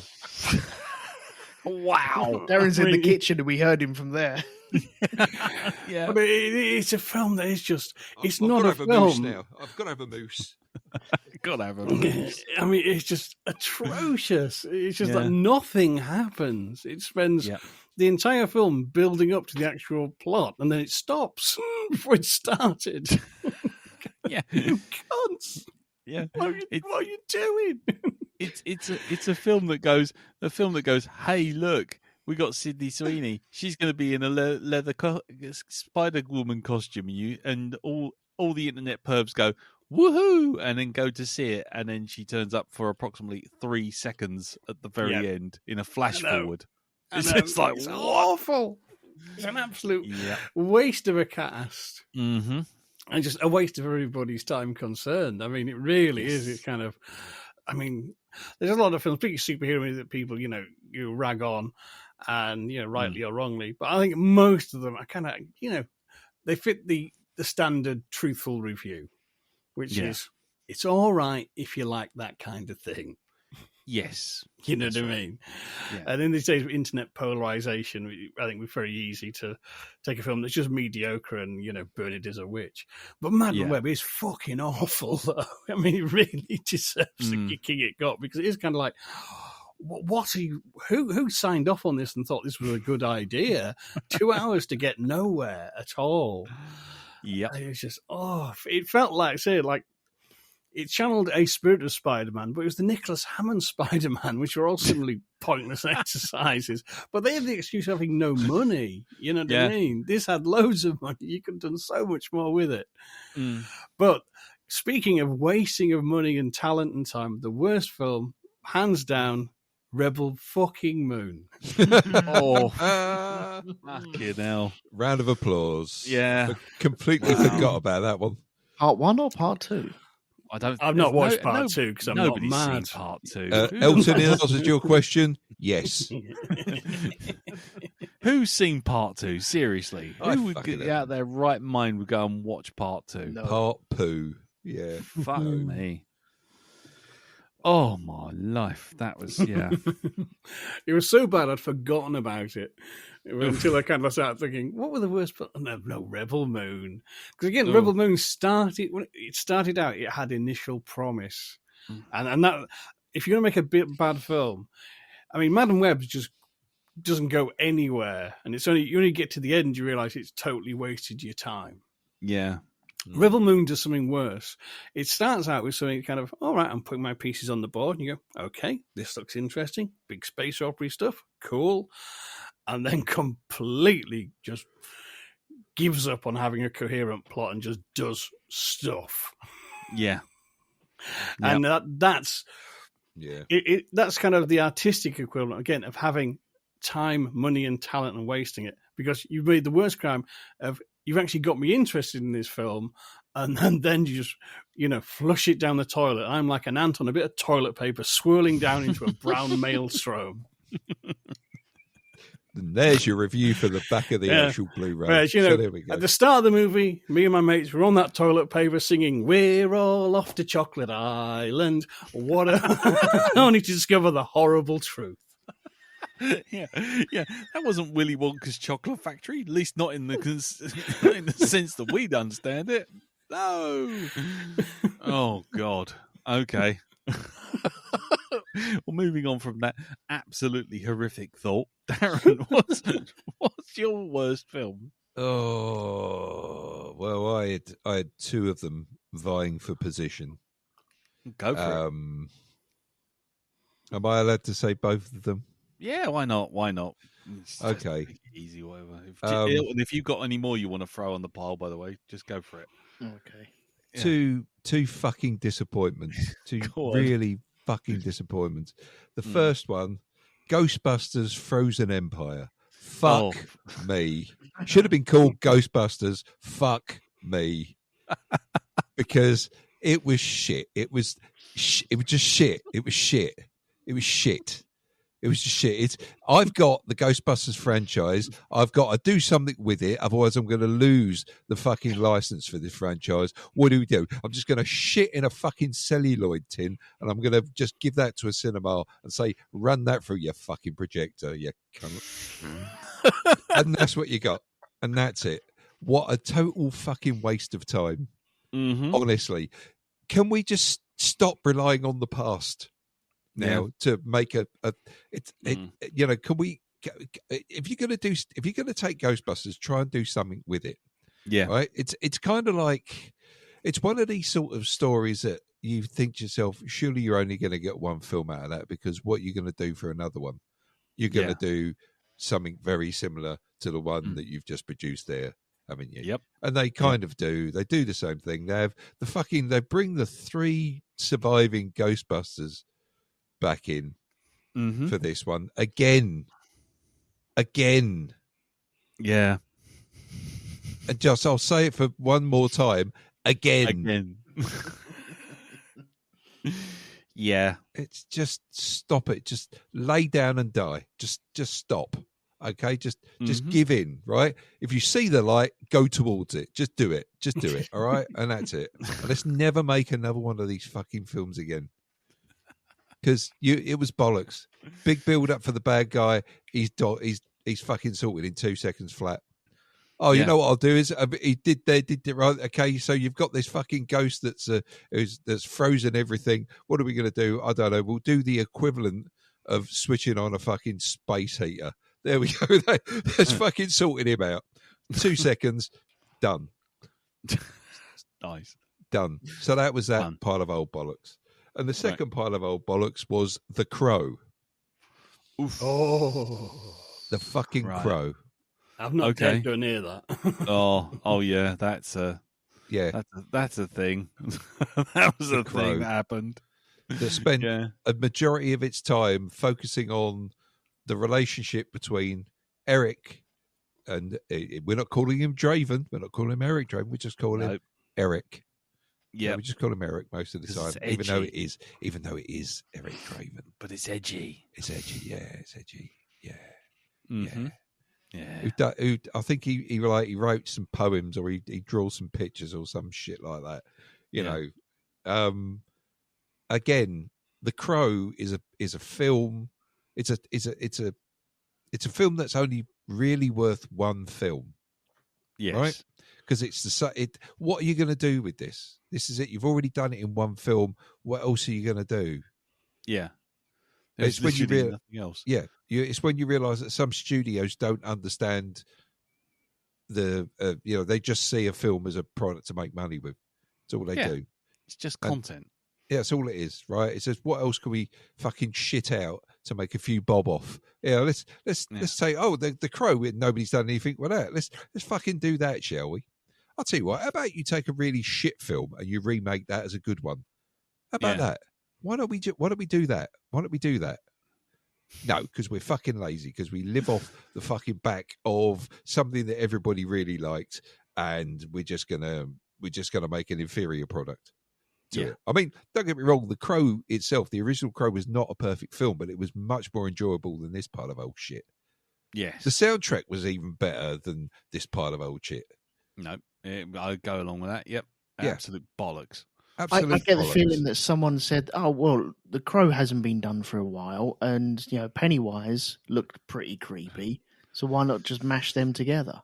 Yeah. Well, frankly, the only person who's smiling out of all of this is Bill Skarsgård. It's been quite the year for him. He's done all right. He's done all right. His conservatory's big enough now, I reckon. He's like, somebody offered him this role, and he went, "Hold on a minute. Hello, me accountant. How's like me other films done? Oh yeah, don't worry, you're rocking, mate. You could retire now and you'll be fine. Oh, all right then. Oh, I'll just do this for a fucking laugh then. I've got 5 minutes spare. Yeah. In fact, you know what? I don't even have to leave me home because I can fucking phone the performance in. There you go. From here, it's a remote working situation. That's what it is. Fucking hell. There we go. We'll do it on Zoom, shall we? There you are. Yep. Yeah. Fucking hell. Jesus Christ, Bill. He could do it on Zoom. He could do it on his Zoom while he was also doing the 20 minutes of Barbarian and what was the other thing I watched last year? Oh, Boy Kills World. Yeah. Did you see that? Where he literally doesn't have to learn any lyrics. He doesn't have to learn any dialogue. Yeah. Literally, the guy who plays Archer does it all as a narration. Indeed. Oh, right. Okay. So, Yeah. Oh, so that was it, was it? The Crow. Yeah, it's there was one or two sparks of good ideas in there, and they tried to. There were one or two bits I thought, oh, we're actually going the comic book route, are we? But no, there was no fucking gunslinger or anything like this. Nothing like that in it. There was a bloke who kind of turned up in a tracksuit, who said, "Oh, you're in the afterlife." What have you, and just the relationship that's supposed to be really important in this is kind of like you're watching it, you're thinking, well, I'm going to feel the romance any second now, aren't I? This is what I'm going to feel I'm going to get the feeling. But no, God bless you. No, God bless you. Eric Draven's a knob in this, or Eric is a knob. He really is a self-centered. Up to a point, he's a self-centered knob. That's what they should have called it. They shouldn't have called it The Crow. They should have just called it The Knob. The Knob, yeah, The Knob. When someone dies and they're in so much pain, yeah, the knob comes back as the knob. They come back as the knob, yes. Come back as the knob. When some useless douchebag fucking shuffles off this mortal coil, not of his own accord, he comes back as the knob. The knob, yes. Yeah, the knob.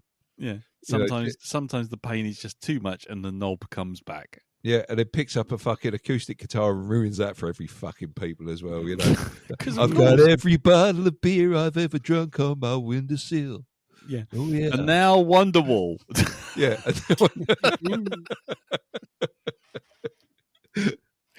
Fucking hell. Yeah. So, yeah. Oh, So fuck Ghostbusters, fuck The Crow. Two perfectly good films by themselves originally that got shafted, good and proper. The fucking studios went in dry on this one. They really fucking did. They didn't. Did you do the trifecta? The trifecta? Yeah. Go on. With Beetlejuice. Yeah, Beetlejuice was just all right. Okay. It didn't offend my eyes as much as those two films. Even with because it was interesting how they dealt with the fact that the person who played the dad in the last one has been had up on charges for being a bit of a nonce. A nonce, yeah. They kind of just explode his head, and they've been walking around as a ghost with an exploded head. That's some way around it.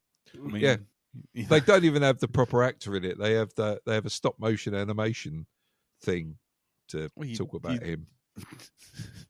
Yeah. So Beetlejuice didn't offend me as much as The Crow and Ghostbusters. Okay. Because, all right. I mean, most sequels you could probably turn around and look at them and go, "Well, that was unnecessary. I didn't ask for that." Yeah. Well. Mm-hmm. You know, but especially not those two though. Fuck them. Okay. Well, okay then. I mean, I don't know because I think you guys have pretty much covered every single one of the films I was going to pick. So I will end up having to pull. I'll have to pull from the film that I saw this year, but was from last year, which is Megalopolis. Oh. Now, sits back, gets popcorn. This movie, I mean, oh God, where do I start? Bad Adam Driver. Get back in your box, Adam Driver. Mate, dare you? Until you see him dancing like Michael Stipe in a drug-fueled haze while being put on a whirly wheel, going round and round in circles while everyone goes, "It's not real, it's not real, it's not real, it's not real, it's not real." Yeah, you haven't experienced how bad Adam Driver can be.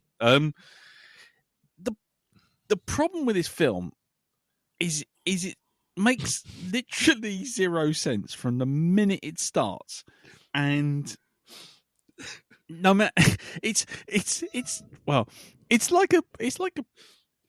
of those horrible things where you think the more you look at it, isn't it? It's a perfume ad. The whole thing. They make no sense either. Johnny Depp running through a fucking desert with wolves. You look at it, you think, you're like, what the fuck is this? Oh, wait a minute. Look at that. This is a fucking ad for perfume, isn't it? Yeah, thought so. Yeah, well, this film, if it was a perfume ad, it'd be for Ode to Prolapse Rectum. Really? I mean, it is. It's.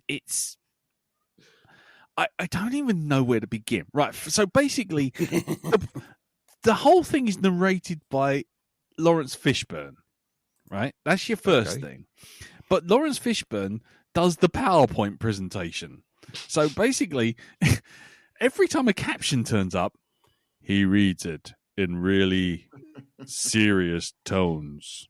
But but by the time he's read it, you've read the fucking caption on the wall. It carved into some bad CGI fucking matte painting of a piece of marble.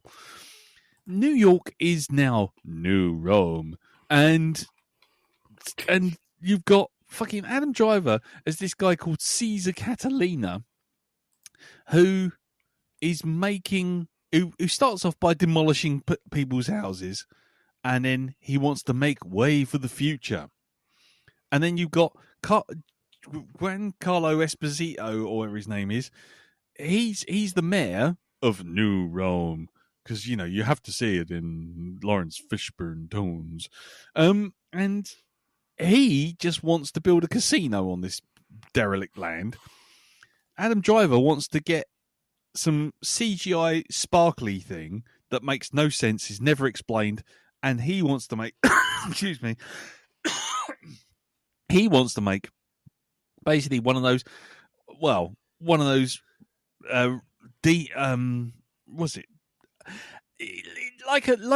like what you'd see in a 3D demo from about 1985, curvy buildings and swirly spirals in the middle of nowhere, which are all gold. And he wants to call it Megalopolis. The film starts with him walking out onto the roof of the Chrysler building, and he just goes, and this is where I started to laugh, but it didn't last very long because it just took itself too seriously. He just walked off like he's going to fall, and he just goes, "Time, stop!" like that, and time stops, and he puts himself like the back Galactic up. Emperor in Star Emperor. Crash. Yeah, exactly. It's exactly Stop the flow of time. Yeah, command ship, halt the flow of time, and so he just goes, "Time, stop!" like this, and then he can never do that again for the rest of the film, except when it matters for no discernible reason. He just does it now and again. And then he falls in love with the mayor's daughter, and she's just walking around with him, And there's John Voight as a sort of Elon Musk / Roman Emperor type, but he's kind of nuts. Then you've got Aubrey Plaza as a journalist called Wow Platinum. No, I'm not making this up. Fucking hell. She wants to fuck Adam Driver, but he spurns her because he goes, nobody should marry anyone for love. That's his one line. And she just then goes and marries John Voight. You've got Shia LaBeouf running around looking like with makeup that makes him look like he's fallen headfirst into a fucking wasp's nest. Going, tee-hee-hee, revenge is always best when I'm wearing my dress. Hee-hee-hee. And you're like, the fuck is that even about? And then there's a whole sequence in an amphitheater with a country and western singer, as far as I can tell, trying to sell her virginity. And then it turns out that she actually shagged Adam Driver, but then it was a fake video. Adam Driver solves all these problems by walking out spouting bits of Shakespeare poorly. A Russian satellite falls from space, lands in the middle of the city, blows up, nukes half the city, never mentioned again, never brought up again. Dustin Hoffman walks around going, I can fix things, until a fucking column falls on his head and he's just killed off screen. And that's it. There's no plot, there's no point, there's no nothing. It's just a series of weird images and Adam Driver just wandering around, just saying random things and random elements. It's like that surrealist gag from Monty Python's Meaning of Life, where it's like, you got Graham Chapman with big long arms and a big pointy moustache and going, "Ooh, tiddle me, hear thee, and this sort of thing." And you're just sitting there going, "What on earth am I watching? What on earth is going on?" And Adam Driver gets shot in the face by a child. And, by a child? Yes, a child. A child walks up to his car, bearing in mind he's like this big guy who's renovating whole city and also a kid walks up, gives him a book. He goes, "Always good to meet a fan." And then the kid goes, "Yeah, bye." Takes the book, shoots him in the face. He's got a big fucking great hole in his head. The mayor's daughter, with absolutely zero context as to why she's even done this, suddenly goes into surgery with him, puts the magic sparkly nonsense in his face. He rebuilds his entire head, comes back to life, and he then spouts Hamlet at all these people who lost their house because he demolished it at the beginning.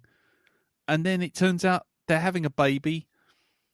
He kisses the mayor's daughter, and she goes, "Stop time." And then the whole world stops, except for the baby, who's wandering around at the end going,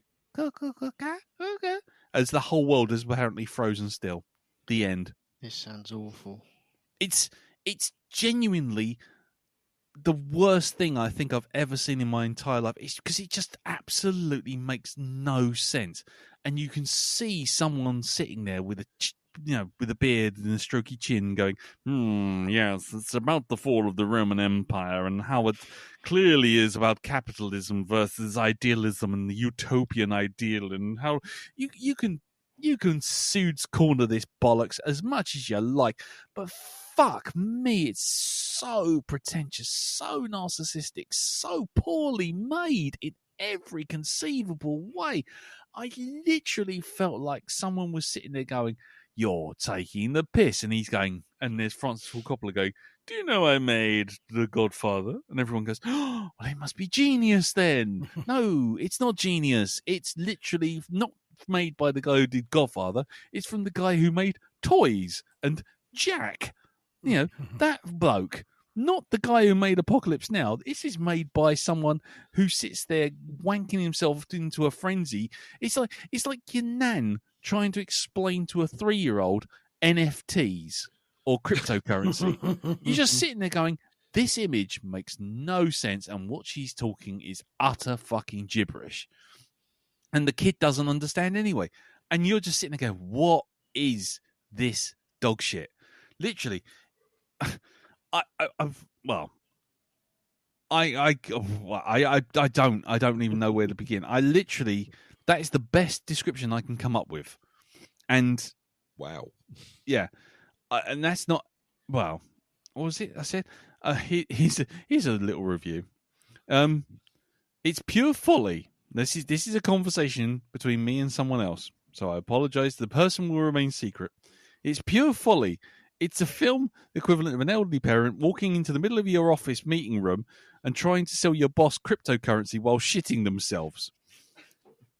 Coppola is someone who doesn't understand shit and is embarrassing. The film is embarrassing. It's utterly embarrassing. I'm 50% of the way through, and the only thing that's been remotely interesting is a glimpse of Aubrey Plaza's ass. But I may save myself some time and go and look up her fappening leak where she finger blasts herself in a hotel bathroom instead. That would be more interesting.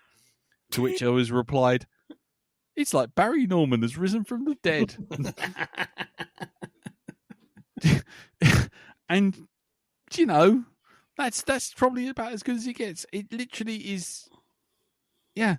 It's like, you know, giving a job reference to your own murderer. I mean, it's literally, you're just sitting there going, what on earth am I watching? Why on earth am I wasting my time with this? And I just sat there in horror. And it's so bad it's bad. It's just bad. It's just there's no good in it at all.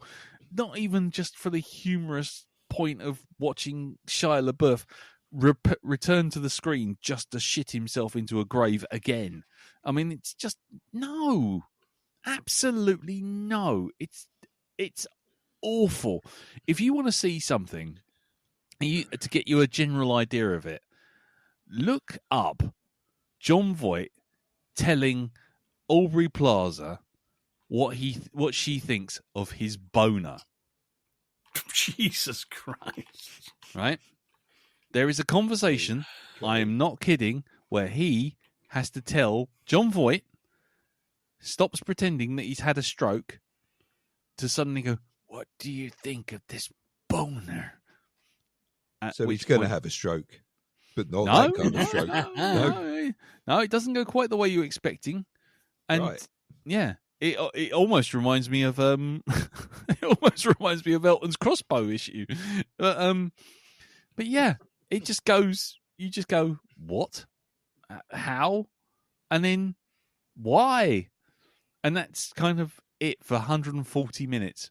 And let's put it this way: the film came out on streaming for rent 2 weeks ago, right? Just before Christmas. Mm-hmm. And it was $15.99 because it was still in the cinema, so you pay cinema tickets. That's the price. By the time I got to it, it was down to $3.99. Right? So if I go and look for it now, they should actually be paying me to watch the film. Is that right? you'll get a fruit smoothie and a bag of luncheon vouchers. Right. I mean, it's just the fucking worst. Jon Voight's boner. Lovely. Jon Voight's boner. What do you think of this boner? That's all you got to see. I'll tell you, I'm not taking any popcorn off of him in the cinema. No, don't. And then, so just to redress the balance, the only other film that I did not like, and I'm saying this now as a film I did not like, as opposed to a bad film, was from last year, was Deadpool and Wolverine. Okay. It's an okay film. It's a film that does what it needs to do. It's silly, it's funny, it puts things together.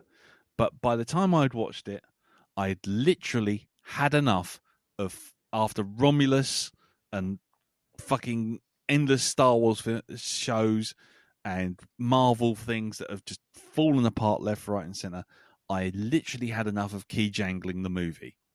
I could not take 5 more minutes of that film.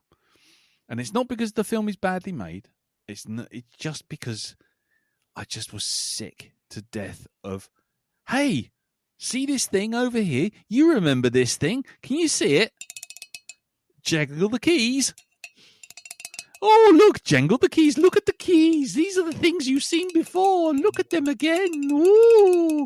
And I thought, okay, the gags are funny to start with, but by the time we got to the middle act and he's in that fucking wasteland again from Loki, because, hey, don't you remember Loki? Ooh, jangle the keys, jangle the keys.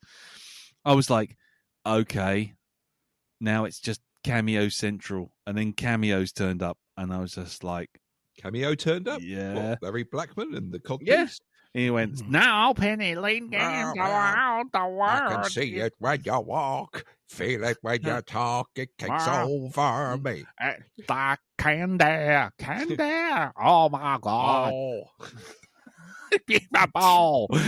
But, yeah, I was just so bored. I mean, it's not a bad film. It's just I was bored. I was bored of if I saw one reference to one thing, I'd seen 100 of them, and I was just bored. And it was like going back to that gag earlier on from the Golden Globes. It's like I'm going to mention someone's name and everyone's going to cheer. Then I'm going to do a kind of half-assed lame gag, and everyone's going to think it's the funniest thing ever because you've been politely ribbed. That times 2 hours. And I was just like, right, okay. And the credits rolled, and Carol went, is there an end credit scene? And I went, I don't care. I just got up and I walked out because I just could not take another, oh, look, something's happened at the end that hints to something else that's happened at the end. Oh, I bet it's a reference. And it's just like, no. Thank you. The Marvel Universe is done. I am done with the key jangling bollocks. So, yeah, I would have picked Alien Romulus, or I would have picked, what was it? Or Give My Regards to Broad Street, which was genuinely the worst fucking thing I saw last year. But that was from fucking God knows when. But anyway. I still think Rebel Moon's worse. Yeah, that's true. Paul McCartney on the phone and let him know, hey, someone surpassed your fucking work of shit. Yes. Well, actually, yeah, Rebel Moon. Oh God, yeah. I would have mentioned Rebel Moon. I would have mentioned Alien Romulus. I would have mentioned Ghostbusters. I would have mentioned The Crow, and what was the other one I would have mentioned? No, it doesn't matter. It's gone. Anyway, so that was our best and worst. Do you want to do one more question, and then we'll wrap it up? Yeah, okay. So let's go into the old Facebook group. No, I don't want to go into Slay Radio. Chrome, thanks very much. There you go. So, if you want to listen to Slay Radio, by all means, go for it. Go to the groups and let's see what we got. So, under the Asking for Trouble, which you can answer. Good Lord. Fucking Facebook. Stop it, Facebook. Right. So, we have another question. We have Jeffrey Mark Hyman. How many roads must a man walk down until they stop making musical biopics?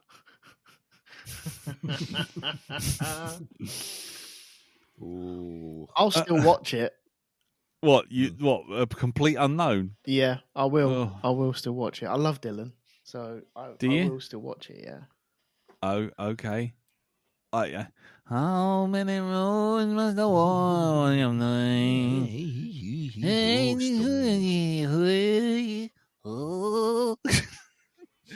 Forever, they never.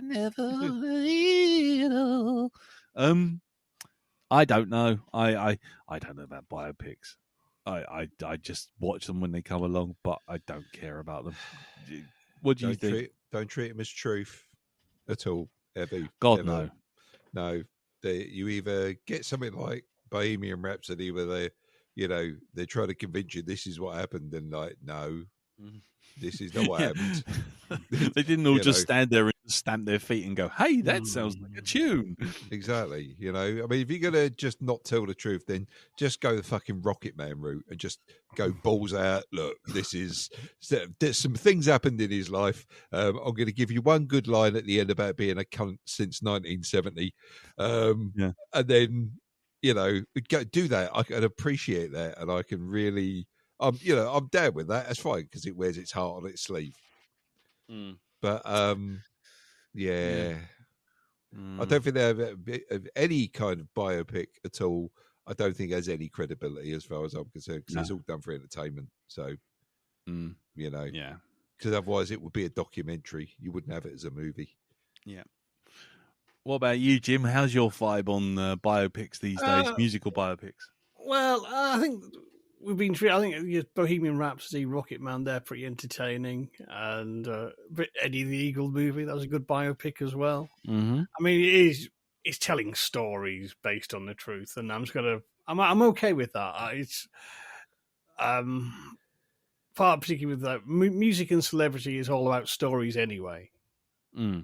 If you know what I mean, it is all about legend and myth rather than truth. You know what I mean? For all these, stories of rock and roll excess and, throwing tellies out of hotel bedrooms and endless grouping.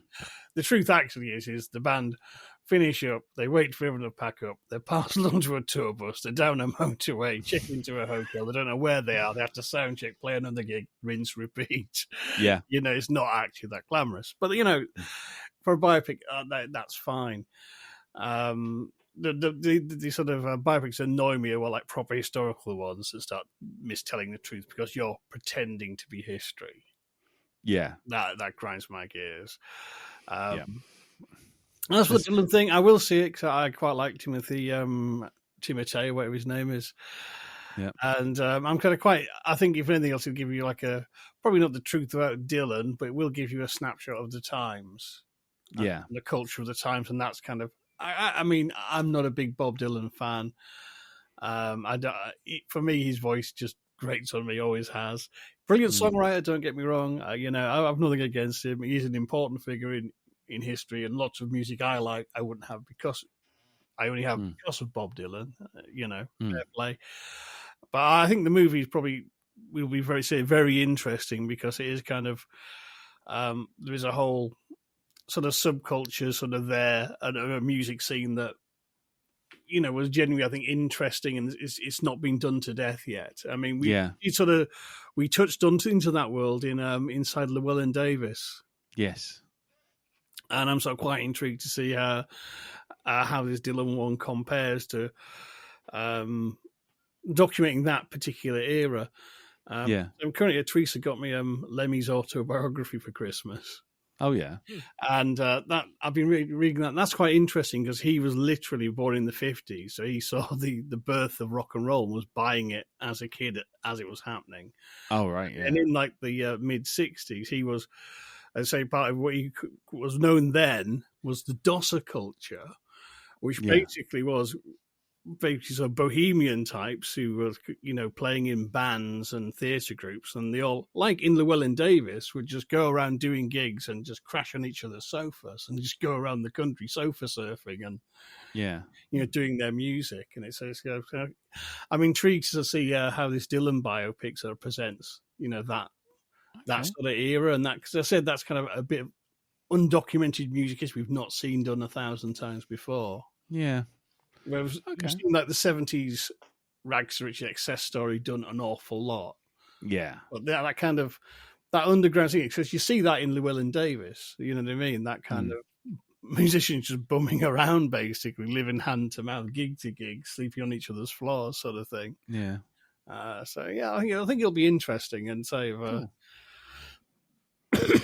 die-hard Dylan fans probably fuming at all the things it gets wrong, but someone who's not like if I'm into it, I'd look up the truth and go, all right, that wasn't right, but it probably won't matter because again, it's all about myth and legend anyway. Yeah, it's just a wash repeat of the anger over Bohemian Rhapsody, wasn't it? Really, It'll just be people who are into it will find things they don't like about it, and that's fine. And then there'll be people who are not into it who go, yeah, it was all right. And then it just kind of, then wars will erupt. That'll be it. There will be fighting. As far as it goes for me, I biopics. So I take them as they come, and I judge them each on their own merits. If this one comes out and it's really good and everyone likes it and there's reasons to watch it, then fine. But as I always say when we review biopics, I want to come away feeling like I've learned something, not feeling like someone's just gone, you love this man so much, don't you? You know him already. You look at him. He's so great. It's just like, no, if I wanted to be told he was so great, I want to know why he's so great or not so great, So that's the only thing I'd just be curious about. But whatever. It is what it is. Right, one other one. Here we go. Well, actually, we've got two others, and then we'll wrap it up. The first one is from Murray the Pieman Christensen, and he said, "You are now in charge of making shows for a streaming service. It can be a feature-length film, a mini-series, or a TV show. But the executives are stinking cowards, so you can't do anything original, but they will pay for the rights. What will you adapt or remake?"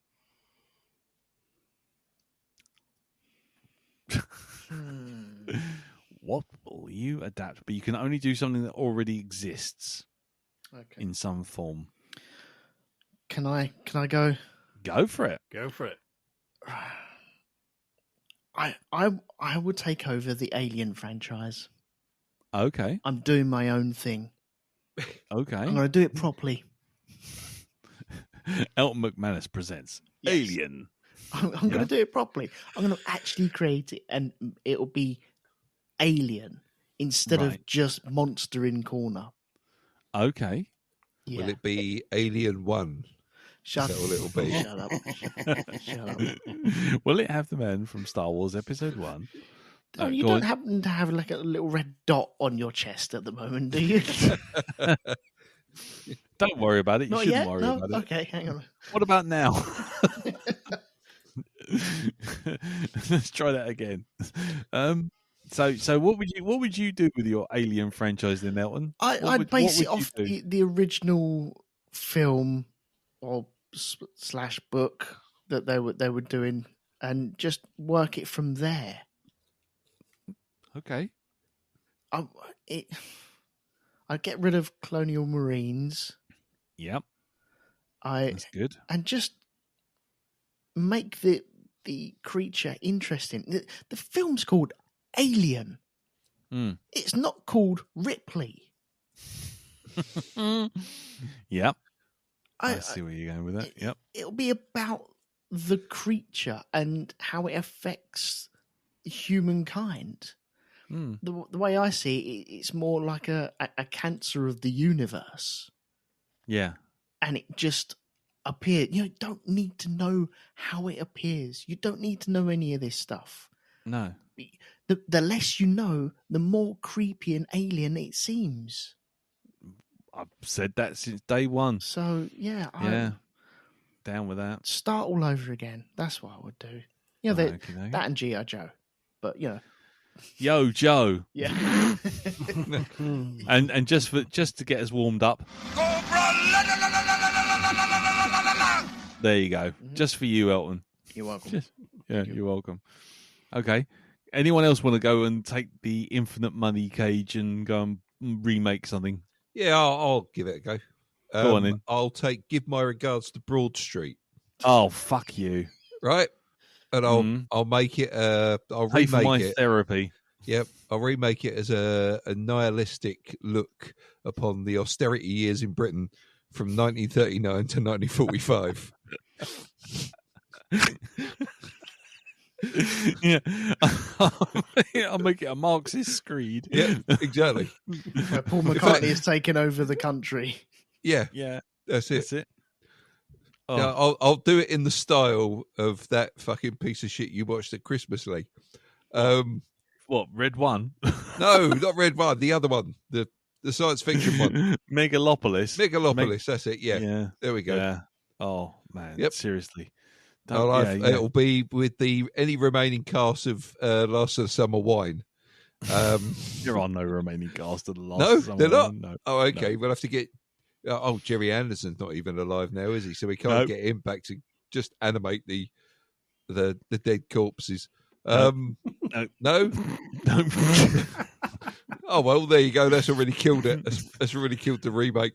It would have taken Hollywood by storm. Yes, that's right. You can spend millions reanimating through CGI the Last of the Summer Wine.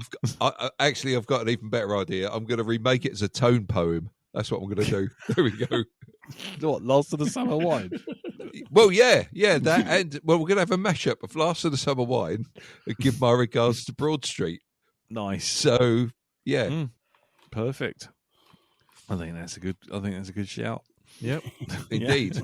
But we'll have Compo and Clegg as intergalactic mercenaries, bounty hunters, on an existential journey into their inner selves. To release the Cylons from London Zoo or some bollocks. I don't know. Whatever. Sold. Yeah, take my money. There you go. Take my money. Coke and hookers. There we go. Coke and hookers all round. That's it. Brilliant. Cool. Jim. Well, I'll obey to my own personal rules. The one that everyone says about remakes is why not remake something crap? Yeah. Yes. And I take two things that was pretty crap back in the day, in the dark days of British genre television, and mash them together in a shared universe and reboot both Bugs and Crime Traveller, but have them cross over. Oh, blimey. Bug Traveller. Why don't you throw in what's the other one? Was it Primeval? Eldorado as well. Yes, Stick that in there. Eldorado, that goes in there. That failed British soap opera. Yep. So we've got dinosaurs on a Spanish island, who run a sandwich shop on the Costa del Sol, who spin yarns and give out sort of like witty sort of advice to people. Yeah, I think that's a good idea. So, go on then, Jim. So you got anything else you'd like to add to that? We brought back Bugs. Primeval wouldn't be like that. That was strictly speaking, that was 2000s, and Eldorado sadly was 80s. But if you're doing Eldorado, you cross it over the triangle, surely. Oh God! Oh God! Yeah, and Howard's Way. Don't forget that. Yeah. Right. Wow. Fucking triangle. Fucking triangle. Right. That's No, I don't. But I redo them as a kaiju series. Obviously.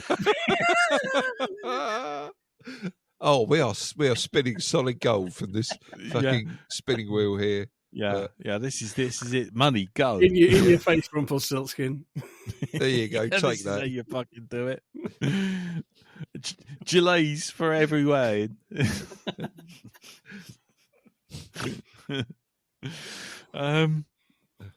Okay. I've got to come up with something, haven't I? Oh bollocks. Oh God, you've done Crime Traveller. Hold on. Fuck it. Oh damn. What would I remake? What would I? It would have to be something shit. So I think. Yeah. I think we could remake Trancers. Jack Death Trancers, or the Black Hole. I think I brought that out before. The Black Hole you could remake really well. Yeah. Turn it into a proper Event Horizon kind of dark, grim horror, psychedelic madness thing. Yeah, with touches and with seminal 70s comedy, Selwyn Froggatt. That's there we it. go. Yeah. There we go. Wurzel Gummidge. Yeah. Yeah, why not? Yeah. Why not? Wurzel Gummage's black hole. Or is it Aunt What? Sally's? No, Hang on, I'm not I going ain't there. Googling that. yeah. You don't want to go Aunt Sally's black hole. No, No. Hold on, no, Edith Stubbs would never. No, she can't anyway. But, no, not anymore. No. Yeah, I don't know if I was. Yeah, I think if I was going to remake, if I was going to remake anything, I tell you what I'd do. Was it Fantastic Journey?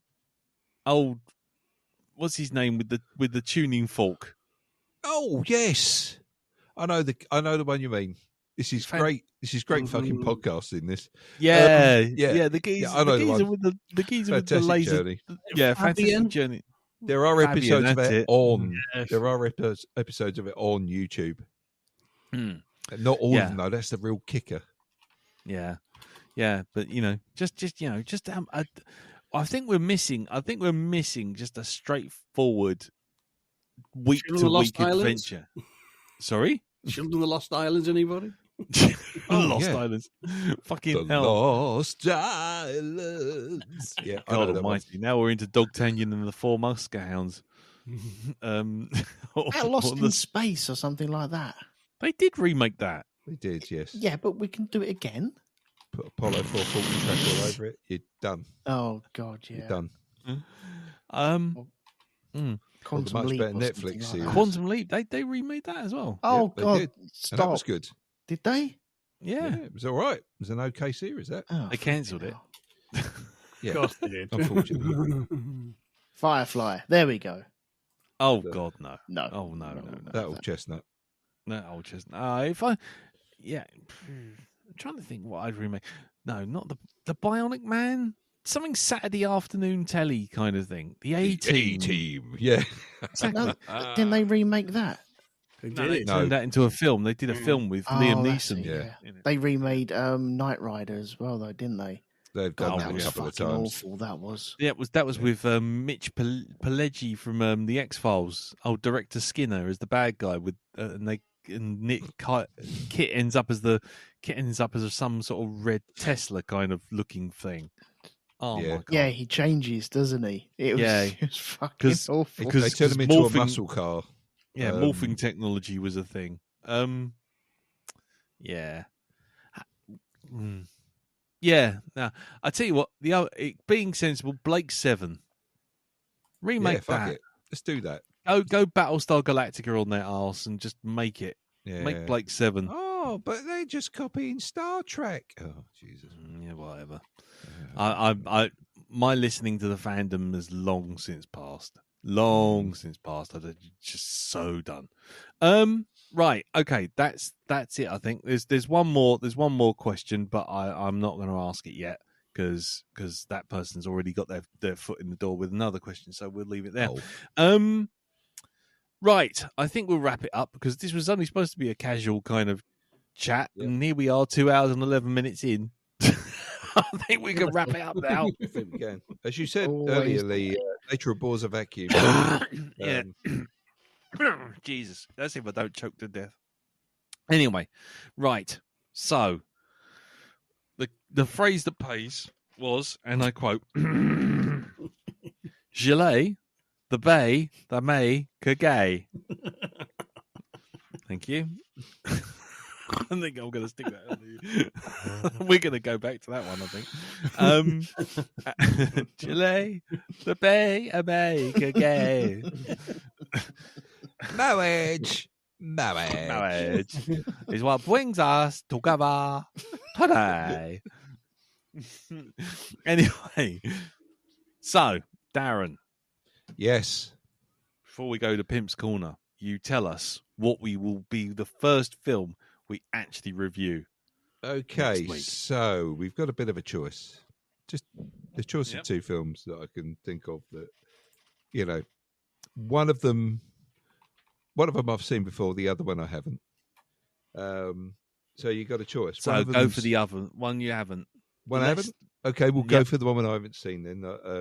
A film that had a bit of controversy surrounding it when it was made. If it's Madam Web, I'm going to reach down there psychically. And No, it's The Web of Madam. No, it's not. It's on Amazon Prime. And it's starring Florence Pugh and Harry Styles. And it's called okay. Don't Worry, Darling. Oh, nice. I think And that's on Amazon Prime at the moment. Okay. Cool. And I'm just seeing the trailer playing in the background here, and it's just like, what kind of Jesus, man! I'm going to make sure I've not had 3 fucking spoonfuls of sugar in my tea when I'm watching this one. Mm-hmm. So, yeah. Okay. Go round the table. Has anyone seen this film? Yes. You have. Mm-hmm. Jim, have you seen this film? No, I've not, but it kind of crossed my radar recently. I thought, oh, that sounds interesting. Okay. Darren, you haven't seen it. Never seen it, but want to. I read the premise at the time. I haven't actually seen it, but I do have a good idea of where it's going. Not entirely sure I'm entirely looking forward to it, but we'll see. We will see. Going open-minded. Yeah. So there you go. So first one of the year. Don't worry, darling, which could be both an instruction to the listeners and an instruction to my wife, who is currently 10,000 miles away, wondering whether or not I'm going to take care of the hob using nothing but a butter knife and blowing into the exhaust. But anyway, right. So we'll leave it there. Jim, do you want to just throw us a bone from Pimp's Corner? What's going on in Hypnagoria land? Currently not an awful lot. I'm on my January break. But there may be an episode this weekend. There may not be. I just don't know. Suspense. But you can find all that other stuff, and you've got lots of it. Because, Indeed. God, it was coming out at a rate of knots last month. Over at hypnagoria.com. Indeed. Brilliant. And what about you, Elton? Trying to remember now. Just on the Band of Brothers podcast, we were talking about the Pacific. I think it's Flags of Our Fathers is due out this Friday. Okay. So yeah, it's all about Iwo Jima and selling bonds, basically. Yeah. Iwo Jima. How did that go? Did it go okay? Is that all right? Out of all their fights, yeah, it didn't go great. Okay. I mean, just skip to the end. Tell me, did it work out okay? Anyway, you can watch 2 hours of finding out it didn't go okay. Ron Howard narration. It didn't. Anyway, right. Okay. Well, that's it. Darren, have you got anything to pimp or plug? No, not at all. Okie dokie. Brilliant. Well, neither have I. So I think we'll leave it there. So thank you very much for listening, everyone. Thank you, Jim. Thank you, Darren. Thank you, Elton. No problem.